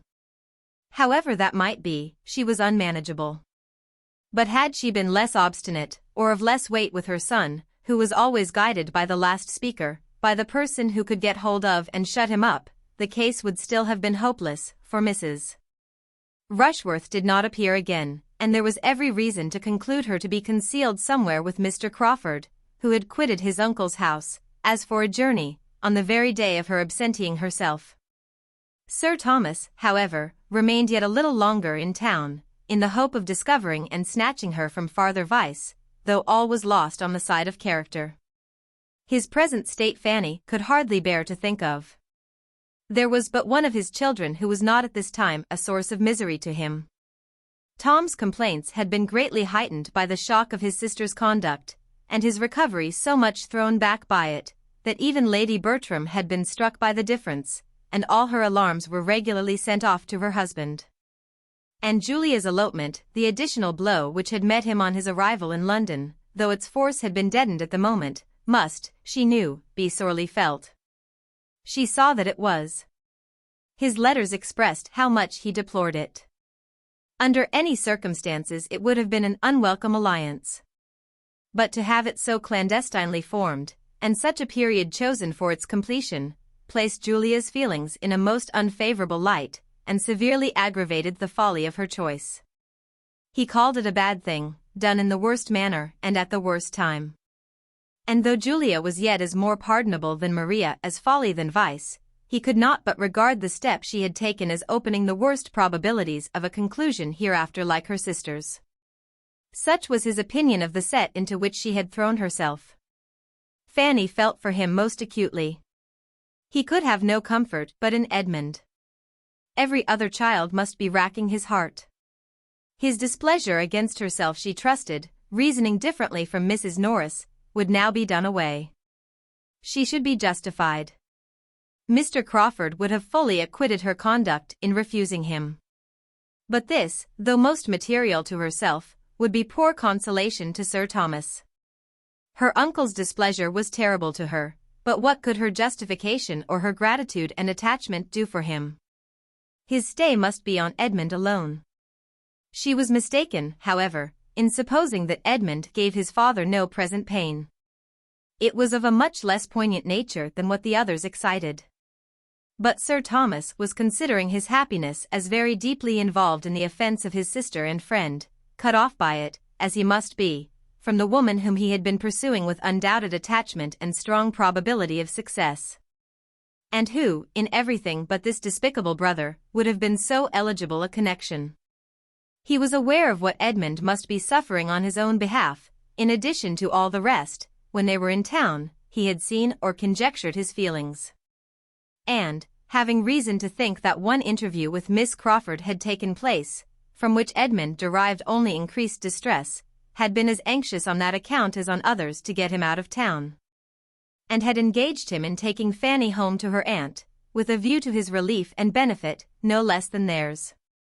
Fanny was not in the secret of her uncle's feelings, Sir Thomas not in the secret of Miss Crawford's character. Had he been privy to her conversation with his son, he would not have wished her to belong to him, though her £20,000 had been 40. That Edmund must be forever divided from Miss Crawford did not admit of a doubt with Fanny. And yet, till she knew that he felt the same, her own conviction was insufficient. She thought he did, but she wanted to be assured of it. If he would now speak to her with the unreserve which had sometimes been too much for her before, it would be most consoling. but that she found was not to be. She seldom saw him, never alone. He probably avoided being alone with her. What was to be inferred? That his judgment submitted to all his own peculiar and bitter share of this family affliction, but that it was too keenly felt to be a subject of the slightest communication. This must be his state. He yielded, but it was with agonies which did not admit of speech. Long, long would it be ere Miss Crawford's name passed his lips again, or she could hope for a renewal of such confidential intercourse as had been. It was long. They reached Mansfield on Thursday, and it was not till Sunday evening that Edmund began to talk to her on the subject. Sitting with her on Sunday evening, a wet Sunday evening, the very time of all others when, if a friend is at hand, the heart must be opened and everything told. No one else in the room, except his mother, who, after hearing an affecting sermon, had cried herself to sleep, it was impossible not to speak. And so, with the usual beginnings, hardly to be traced as to what came first, and the usual declaration that if she would listen to him for a few minutes, he should be very brief, and certainly never tax her kindness in the same way again. She need not fear a repetition, it would be a subject prohibited entirely. He entered upon the luxury of relating circumstances and sensations of the first interest to himself, to one of whose affectionate sympathy he was quite convinced. How Fanny listened, with what curiosity and concern, what pain and what delight, how the agitation of his voice was watched, and how carefully her own eyes were fixed on any object but himself, may be imagined. The opening was alarming. He had seen Miss Crawford. He had been invited to see her. He had received a note from Lady Stornoway to beg him to call. And regarding it as what was meant to be the last interview of friendship, and investing her with all the feelings of shame and wretchedness which Crawford's sister ought to have known, he had gone to her in such a state of mind, so softened, so devoted, as made it for a few moments impossible to Fanny's fears that it should be the last. But as he proceeded in his story, these fears were over. She had met him, he said, with a serious, certainly a serious, even an agitated air. But before he had been able to speak one intelligible sentence, she had introduced the subject in a manner which he owned had shocked him. "I heard you were in town," said she. "I wanted to see you. Let us talk over this sad business. What can equal the folly of our two relations?" I could not answer, but I believe my looks spoke. She felt reproved. Sometimes how quick to feel. With a graver look and voice she then added, "I do not mean to defend Henry at your sister's expense." So she began, but how she went on, Fanny, is hardly fit to be repeated to you. I cannot recall all her words. I would not dwell upon them if I could. Their substance was great anger at the folly of each. She reprobated her brother's folly in being drawn on by a woman whom he had never cared for, to do what must lose him the woman he adored. But still more the folly of poor Maria, in sacrificing such a situation, plunging into such difficulties, under the idea of being really loved by a man who had long ago made his indifference clear. Guess what I must have felt. To hear the woman whom, no harsher name than folly given. So voluntarily, so freely, so coolly to canvass it. No reluctance, no horror, no feminine, shall I say, no modest loathings? This is what the world does. For where, Fanny, shall we find a woman whom nature had so richly endowed? Spoiled. After a little reflection, he went on with a sort of desperate calmness. I will tell you everything, and then have done forever. She saw it only as folly, and that folly stamped only by exposure. The want of common discretion, of caution, his going down to Richmond for the whole time of her being at Twickenham, her putting herself in the power of a servant. It was the detection, in short, oh, Fanny. It was the detection, not the offence, which she reprobated. It was the imprudence which had brought things to extremity, and obliged her brother to give up every dearer plan in order to fly with her. He stopped. And what, said Fanny, believing herself required to speak, what could you say? Nothing to be understood. I was like a man stunned. She went on, began to talk of you. Yes, then she began to talk of you, regretting, as well she might, the loss of such a. There she spoke very rationally. But she has always done justice to you. He has thrown away, said she, such a woman as he will never see again. She would have fixed him, she would have made him happy forever. My dearest Fanny, I am giving you, I hope, more pleasure than pain by this retrospect of what might have been, but what never can be now. You do not wish me to be silent? If you do, give me but a look, a word, and I have done. No look or word was given. Thank God, said he. We were all disposed to wonder, but it seems to have been the merciful appointment of Providence that the heart which knew no guile should not suffer. She spoke of you with high praise and warm affection. Yet, even here, there was alloy, a dash of evil, for in the midst of it she could exclaim, why would not she have him? It is all her fault. Simple girl. I shall never forgive her. Had she accepted him as she ought, they might now have been on the point of marriage, and Henry would have been too happy and too busy to want any other object. He would have taken no pains to be on terms with Mrs. Rushworth again. It would have all ended in a regular standing flirtation, in yearly meetings at Southerton and Everingham. Could you have believed it possible? But the charm is broken. My eyes are opened. Cruel, said Fanny, quite cruel. At such a moment to give way to gaiety, to speak with lightness, and to you. Absolute cruelty. Cruelty, do you call it? We differ there. No, hers is not a cruel nature. I do not consider her as meaning to wound my feelings. The evil lies yet deeper, in her total ignorance, unsuspiciousness of there being such feelings, in a perversion of mind which made it natural to her to treat the subject as she did. She was speaking only as she had been used to hear others speak, as she imagined everybody else would speak. Hers are not faults of temper. She would not voluntarily give unnecessary pain to any one, and though I may deceive myself, I cannot but think that for me, for my feelings, she would. Hers are faults of principle, Fanny, of blunted delicacy and a corrupted, vitiated mind. Perhaps it is best for me, since it leaves me so little to regret. Not so, however. Gladly would I submit to all the increased pain of losing her, rather than have to think of her as I do. I told her so. Did you? Yes. When I left her I told her so. How long were you together? 25 minutes. Well, she went on to say that what remained now to be done was to bring about a marriage between them. She spoke of it, Fanny, with a steadier voice than I can. He was obliged to pause more than once as he continued. We must persuade Henry to marry her, said she, and what with honor, and the certainty of having shut himself out forever from Fanny, I do not despair of it. Fanny he must give up. I do not think that even he could now hope to succeed with one of her stamp, and therefore I hope we may find no insuperable difficulty. My influence, which is not small, shall all go that way.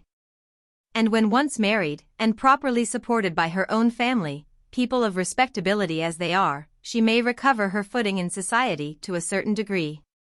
In some circles, we know, she would never be admitted, but with good dinners, and large parties, there will always be those who will be glad of her acquaintance, and there is, undoubtedly, more liberality and candor on those points than formerly.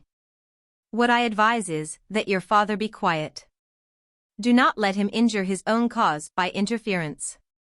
Persuade him to let things take their course. If by any officious exertions of his, she is induced to leave Henry's protection, there will be much less chance of his marrying her than if she remain with him. I know how he is likely to be influenced. Let Sir Thomas trust to his honor and compassion, and it may all end well, but if he get his daughter away, it will be destroying the chief hold. After repeating this, Edmund was so much affected that Fanny, watching him with silent, but most tender concern, was almost sorry that the subject had been entered on at all. It was long before he could speak again. At last, now, Fanny, said he, I shall soon have done. I have told you the substance of all that she said. As soon as I could speak, I replied that I had not supposed it possible, coming in such a state of mind into that house as I had done, that anything could occur to make me suffer more. but that she had been inflicting deeper wounds in almost every sentence. That though I had, in the course of our acquaintance, been often sensible of some difference in our opinions, on points, too, of some moment, it had not entered my imagination to conceive the difference could be such as she had now proved it. That the manner in which she treated the dreadful crime committed by her brother and my sister, with whom lay the greater seduction I pretended not to say, but the manner in which she spoke of the crime itself, giving it every reproach but the right, considering its ill consequences only as they were to be braved or overborne by a defiance of decency and impudence in wrong. And last of all, and above all, recommending to us a compliance, a compromise, an acquiescence in the continuance of the sin, on the chance of a marriage which, thinking as I now thought of her brother, should rather be prevented than sought. All this together most grievously convinced me that I had never understood her before, and that, as far as related to mind, it had been the creature of my own imagination, not Miss Crawford, that I had been too apt to dwell on for many months past. That, perhaps, it was best for me. I had less to regret in sacrificing a friendship, feelings, hopes which must, at any rate, have been torn from me now. And yet, that I must and would confess that, could I have restored her to what she had appeared to me before, I would infinitely prefer any increase of the pain of parting, for the sake of carrying with me the right of tenderness and esteem. This is what I said, the purport of it, but, as you may imagine, not spoken so collectedly or methodically as I have repeated it to you. She was astonished, exceedingly astonished, more than astonished. I saw her change countenance. She turned extremely red. I imagined I saw a mixture of many feelings, a great, though short struggle, half a wish of yielding to truths, half a sense of shame, but habit carried it. She would have laughed if she could. It was a sort of laugh, as she answered, a pretty good lecture, upon my word. Was it part of your last sermon? At this rate you will soon reform everybody at Mansfield and Thornton Lacey. And when I hear of you next, it may be as a celebrated preacher in some great society of Methodists, or as a missionary into foreign parts. She tried to speak carelessly, but she was not so careless as she wanted to appear. I only said in reply, that from my heart I wished her well, and earnestly hoped that she might soon learn to think more justly, and not owe the most valuable knowledge we could any of us acquire, the knowledge of ourselves and of our duty, to the lessons of affliction, and immediately left the room. I had gone a few steps, Fanny, when I heard the door open behind me. "Mr. Bertram," said she. I looked back. "Mr. Bertram," said she, with a smile. But it was a smile ill-suited to the conversation that had passed, a saucy playful smile, seeming to invite in order to subdue me, at least it appeared so to me. I resisted, it was the impulse of the moment to resist, and still walked on. I have since, sometimes, for a moment, regretted that I did not go back, but I know I was right, and such has been the end of our acquaintance. And what an acquaintance has it been! How have I been deceived? Equally in brother and sister deceived. I thank you for your patience, Fanny. This has been the greatest relief, and now we will have done. And such was Fanny's dependence on his words, that for 5 minutes she thought they had done. Then, however, it all came on again, or something very like it, and nothing less than Lady Bertram's rousing thoroughly up could really close such a conversation. Till that happened, they continued to talk of Miss Crawford alone, and how she had attached him, and how delightful nature had made her, and how excellent she would have been, had she fallen into good hands earlier. Fanny, now at liberty to speak openly, felt more than justified in adding to his knowledge of her real character, by some hint of what share his brother's state of health might be supposed to have in her wish for a complete reconciliation. This was not an agreeable intimation. Nature resisted it for a while. It would have been a vast deal pleasanter to have had her more disinterested in her attachment, but his vanity was not of a strength to fight long against reason. He submitted to believe that Tom's illness had influenced her, only reserving for himself this consoling thought, that considering the many counteractions of opposing habits, she had certainly been more attached to him than could have been expected, and for his sake been more near doing right. Fanny thought exactly the same, and they were also quite agreed in their opinion of the lasting effect, the indelible impression, which such a disappointment must make on his mind. Time would undoubtedly abate somewhat of his sufferings, but still it was a sort of thing which he never could get entirely the better of. And as to his ever meeting with any other woman who could, it was too impossible to be named but with indignation. Fanny's friendship was all that he had to cling to. Chapter 48. Let other pens dwell on guilt and misery. I quit such odious subjects as soon as I can, impatient to restore everybody, not greatly in fault themselves, to tolerable comfort, and to have done with all the rest. My Fanny, indeed, at this very time, I have the satisfaction of knowing, must have been happy in spite of everything. She must have been a happy creature in spite of all that she felt, or thought she felt, for the distress of those around her. She had sources of delight that must force their way. She was returned to Mansfield Park, she was useful, she was beloved, she was safe from Mr. Crawford. And when Sir Thomas came back she had every proof that could be given in his then melancholy state of spirits, of his perfect approbation and increased regard. And happy as all this must make her, she would still have been happy without any of it, for Edmund was no longer the dupe of Miss Crawford. It is true that Edmund was very far from happy himself. He was suffering from disappointment and regret, grieving over what was, and wishing for what could never be. She knew it was so, and was sorry. But it was with a sorrow so founded on satisfaction, so tending to ease, and so much in harmony with every dearest sensation, that there are few who might not have been glad to exchange their greatest gaiety for it.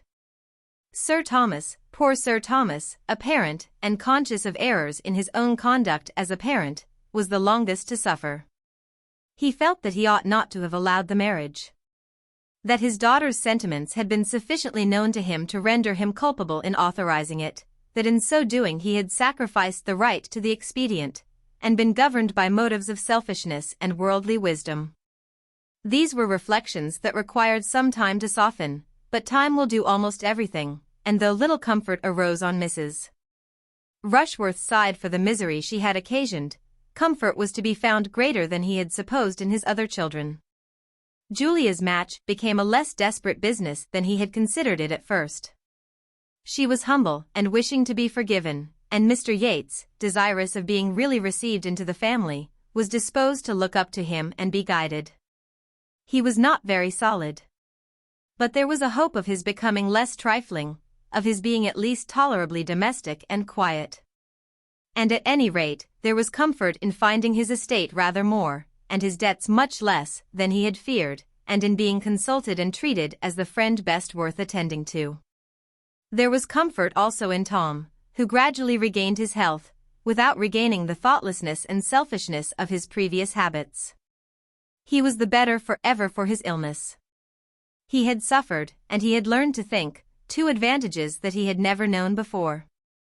And the self-reproach arising from the deplorable event in Wimpole Street, to which he felt himself accessory by all the dangerous intimacy of his unjustifiable theatre, made an impression on his mind which, at the age of 26, with no want of sense or good companions, was durable in its happy effects.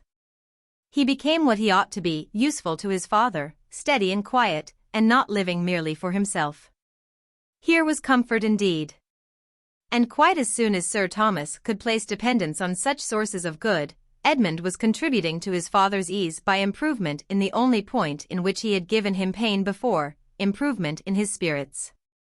After wandering about and sitting under trees with Fanny all the summer evenings, he had so well talked his mind into submission as to be very tolerably cheerful again. These were the circumstances and the hopes which gradually brought their alleviation to Sir Thomas, deadening his sense of what was lost, and in part reconciling him to himself. Though the anguish arising from the conviction of his own errors in the education of his daughters was never to be entirely done away. Too late he became aware how unfavorable to the character of any young people must be the totally opposite treatment which Maria and Julia had been always experiencing at home, where the excessive indulgence and flattery of their aunt had been continually contrasted with his own severity. He saw how ill he had judged, in expecting to counteract what was wrong in Mrs. Norris by its reverse in himself. clearly saw that he had but increased the evil by teaching them to repress their spirits in his presence so as to make their real disposition unknown to him, and sending them for all their indulgences to a person who had been able to attach them only by the blindness of her affection and the excess of her praise. Here had been grievous mismanagement, but, bad as it was, he gradually grew to feel that it had not been the most direful mistake in his plan of education. Something must have been wanting within, or time would have worn away much of its ill effect. He feared that active principle, had been wanting, that they had never been properly taught to govern their inclinations and tempers by that sense of duty which can alone suffice. They had been instructed theoretically in their religion, but never required to bring it into daily practice. To be distinguished for elegance and accomplishments, the authorized object of their youth, could have had no useful influence that way, no moral effect on the mind. He had meant them to be good, but his cares had been directed to the understanding and manners, not the disposition, and of the necessity of self-denial and humility, he feared they had never heard from any lips that could profit them. Bitterly did he deplore a deficiency which now he could scarcely comprehend to have been possible. Wretchedly did he feel that with all the cost and care of an anxious and expensive education, he had brought up his daughters without their understanding their first duties, or his being acquainted with their character and temper.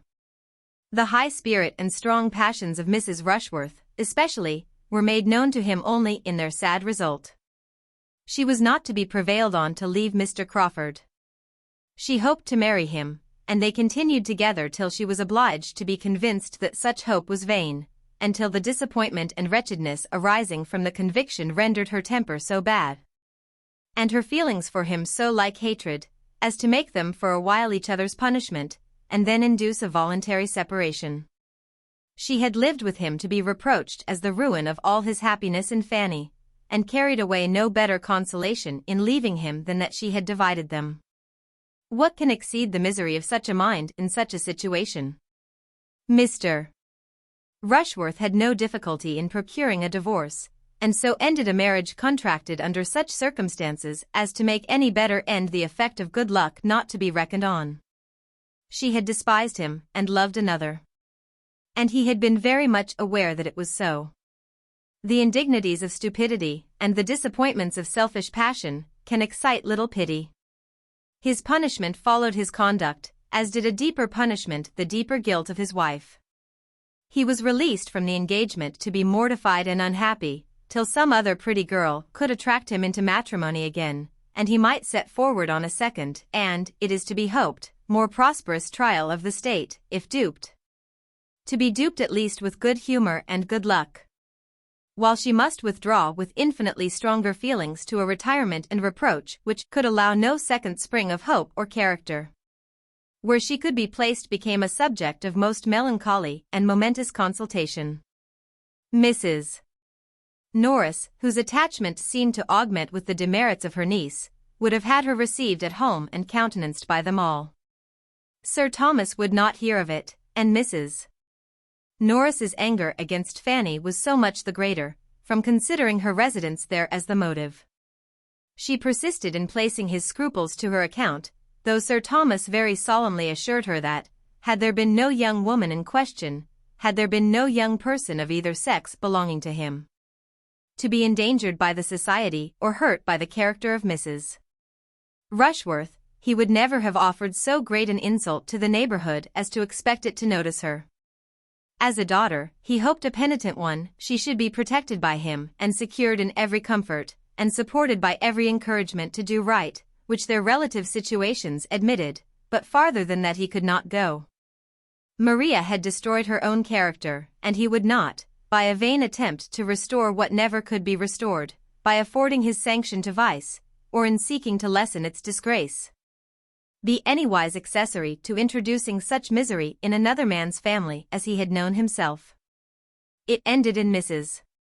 Norris's resolving to quit Mansfield and devote herself to her unfortunate Maria, and in an establishment being formed for them in another country, remote and private, where, shut up together with little society, on one side no affection, on the other no judgment, it may be reasonably supposed that their tempers became their mutual punishment. Mrs. Norris's removal from Mansfield was the great supplementary comfort of Sir Thomas's life. His opinion of her had been sinking from the day of his return from Antigua. In every transaction together from that period, in their daily intercourse, in business, or in chat, she had been regularly losing ground in his esteem, and convincing him that either time had done her much disservice, or that he had considerably overrated her sense, and wonderfully borne with her manners before. He had felt her as an hourly evil, which was so much the worse, as there seemed no chance of its ceasing but with life. She seemed a part of himself that must be borne forever. To be relieved from her, therefore, was so great a felicity that, had she not left bitter remembrances behind her, there might have been danger of his learning almost to approve the evil which produced such a good. She was regretted by no one at Mansfield. She had never been able to attach even those she loved best, and since Mrs. Rushworth's elopement, her temper had been in a state of such irritation as to make her everywhere tormenting. Not even Fanny had tears for Aunt Norris, not even when she was gone forever. That Julia escaped better than Maria was owing, in some measure, to a favorable difference of disposition and circumstance, but in a greater to her having been less the darling of that very aunt, less flattered and less spoilt. Her beauty and acquirements had held but a second place. She had been always used to think herself a little inferior to Maria. Her temper was naturally the easiest of the two. Her feelings, though quick, were more controllable, and education had not given her so very hurtful a degree of self-consequence. She had submitted the best to the disappointment in Henry Crawford. After the first bitterness of the conviction of being slighted was over, she had been tolerably soon in a fair way of not thinking of him again, and when the acquaintance was renewed in town, and Mr. Rushworth's house became Crawford's object, she had had the merit of withdrawing herself from it, and of choosing that time to pay a visit to her other friends, in order to secure herself from being again too much attracted. This had been her motive in going to her cousin's. Mr. Yates's convenience had had nothing to do with it. She had been allowing his attentions some time, but with very little idea of ever accepting him. And had not her sister's conduct burst forth as it did, and her increased dread of her father and of home, on that event, imagining its certain consequence to herself would be greater severity and restraint, made her hastily resolve on avoiding such immediate horrors at all risks, it is probable that Mr. Yates would never have succeeded. She had not eloped with any worse feelings than those of selfish alarm. It had appeared to her the only thing to be done. Maria's guilt had induced Julia's folly. Henry Crawford, ruined by early independence and bad domestic example, indulged in the freaks of a cold-blooded vanity a little too long. Once it had, by an opening undesigned and unmerited, led him into the way of happiness. Could he have been satisfied with the conquest of one amiable woman's affections, could he have found sufficient exultation in overcoming the reluctance, in working himself into the esteem and tenderness of Fanny Price, there would have been every probability of success and felicity for him. His affection had already done something. Her influence over him had already given him some influence over her. Would he have deserved more? There can be no doubt that more would have been obtained, especially when that marriage had taken place, which would have given him the assistance of her conscience in subduing her first inclination, and brought them very often together. Would he have persevered, and uprightly, Fanny must have been his reward, and a reward very voluntarily bestowed, within a reasonable period from Edmund's marrying Mary. Had he done as he intended, and as he knew he ought, by going down to Everingham after his return from Portsmouth, he might have been deciding his own happy destiny. But he was pressed to stay for Mrs. Fraser's party. His staying was made of flattering consequence, and he was to meet Mrs. Rushworth there. Curiosity and vanity were both engaged, and the temptation of immediate pleasure was too strong for a mind unused to make any sacrifice to write. He resolved to defer his Norfolk journey, resolved that writing should answer the purpose of it, or that its purpose was unimportant, and stayed. He saw Mrs. Rushworth, was received by her with a coldness which ought to have been repulsive, and have established apparent indifference between them forever. But he was mortified. He could not bear to be thrown off by the woman whose smiles had been so wholly at his command. he must exert himself to subdue so proud a display of resentment. It was anger on Fanny's account. He must get the better of it, and make Mrs. Rushworth Maria Bertram again in her treatment of himself. In this spirit he began the attack, and by animated perseverance had soon re-established the sort of familiar intercourse, of gallantry, of flirtation, which bounded his views. But in triumphing over the discretion which, though beginning in anger, might have saved them both, he had put himself in the power of feelings on her side more strong than he had supposed. She loved him. There was no withdrawing attentions avowedly dear to her. He was entangled by his own vanity, with as little excuse of love as possible, and without the smallest inconstancy of mind towards her cousin. To keep Fanny and the Bertrams from a knowledge of what was passing became his first object. Secrecy could not have been more desirable for Mrs. Rushworth's credit than he felt it for his own. When he returned from Richmond, he would have been glad to see Mrs. Rushworth no more. All that followed was the result of her imprudence. And he went off with her at last, because he could not help it, regretting Fanny even at the moment, but regretting her infinitely more when all the bustle of the intrigue was over, and a very few months had taught him, by the force of contrast, to place a yet higher value on the sweetness of her temper, the purity of her mind, and the excellence of her principles. That punishment, the public punishment of disgrace, should in a just measure attend his share of the offense is, we know, not one of the barriers which society gives to virtue. In this world the penalty is less equal than could be wished.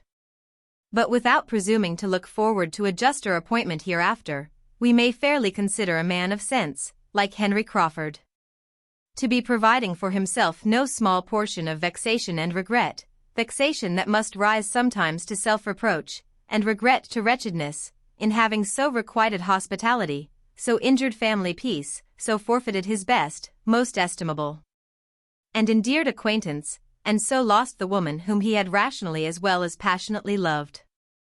After what had passed to wound and alienate the two families, the continuance of the Bertrams and Grants in such close neighborhood would have been most distressing.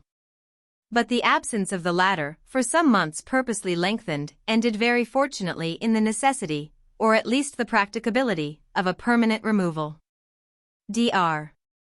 Grant, through an interest on which he had almost ceased to form hopes, succeeded to a stall in Westminster, which, as affording an occasion for leaving Mansfield, an excuse for residence in London, and an increase of income to answer the expenses of the change, was highly acceptable to those who went and those who stayed. Mrs. Grant, with a temper to love and be loved, must have gone with some regret from the scenes and people she had been used to. But the same happiness of disposition must in any place, and any society, secure her a great deal to enjoy, and she had again a home to offer Mary. And Mary had had enough of her own friends, enough of vanity, ambition, love, and disappointment in the course of the last half-year, to be in need of the true kindness of her sister's heart, and the rational tranquillity of her ways. They lived together, and when Dr. Grant had brought on apoplexy and death, by 3 great institutionary dinners in 1 week, they still lived together. For Mary, though perfectly resolved against ever attaching herself to a younger brother again, was long in finding among the dashing representatives, or idle heir apparents, who were at the command of her beauty, and her £20,000, anyone who could satisfy the better taste she had acquired at Mansfield, whose character and manners could authorize a hope of the domestic happiness she had there learned to estimate, or put Edmund Bertram sufficiently out of her head. Edmund had greatly the advantage of her in this respect. He had not to wait and wish with vacant affections for an object worthy to succeed her in them.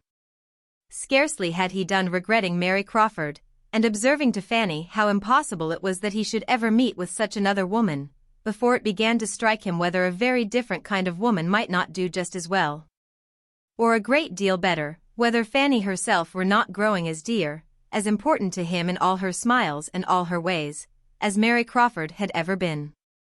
And whether it might not be a hopeful undertaking to persuade her that her warm and sisterly regard for him would be foundation enough for wedded love. I purposely abstain from dates on this occasion, that every one may be at liberty to fix their own, aware that the cure of unconquerable passions, and the transfer of unchanging attachments, must vary much as to time in different people. I only entreat everybody to believe that exactly at the time when it was quite natural that it should be so, and not a week earlier, Edmund did cease to care about Miss Crawford, and became as anxious to marry Fanny as Fanny herself could desire. With such a regard for her, indeed, as his had long been, a regard founded on the most endearing claims of innocence and helplessness, and completed by every recommendation of growing worth, what could be more natural than the change? Loving, guiding, protecting her, as he had been doing ever since her being 10 years old, her mind in so great a degree formed by his care, and her comfort depending on his kindness, an object to him of such close and peculiar interest. Dearer by all his own importance with her than any one else at Mansfield, what was there now to add, but that he should learn to prefer soft light eyes to sparkling dark ones? And being always with her, and always talking confidentially, and his feelings exactly in that favorable state which a recent disappointment gives, those soft light eyes could not be very long in obtaining the preeminence. Having once set out, and felt that he had done so on this road to happiness, there was nothing on the side of prudence to stop him or make his progress slow. No doubts of her deserving, no fears of opposition of taste, no need of drawing new hopes of happiness from dissimilarity of temper. Her mind, disposition, opinions, and habits wanted no half-concealment, no self-deception on the present, no reliance on future improvement. Even in the midst of his late infatuation, he had acknowledged Fanny's mental superiority. What must be his sense of it now, therefore? She was of course only too good for him. But as nobody minds having what is too good for them, he was very steadily earnest in the pursuit of the blessing, and it was not possible that encouragement from her should be long wanting. Timid, anxious, doubting as she was, it was still impossible that such tenderness as hers should not, at times, hold out the strongest hope of success, though it remained for a later period to tell him the whole delightful and astonishing truth. His happiness in knowing himself to have been so long the beloved of such a heart, must have been great enough to warrant any strength of language in which he could clothe it to her or to himself. It must have been a delightful happiness. But there was happiness elsewhere which no description can reach. Let no one presume to give the feelings of a young woman on receiving the assurance of that affection of which she has scarcely allowed herself to entertain a hope. Their own inclinations ascertained, there were no difficulties behind, no drawback of poverty or parent. It was a match which Sir Thomas's wishes had even forestalled. Sick of ambitious and mercenary connections, prizing more and more the sterling good of principle and temper, and chiefly anxious to bind by the strongest securities all that remained to him of domestic felicity.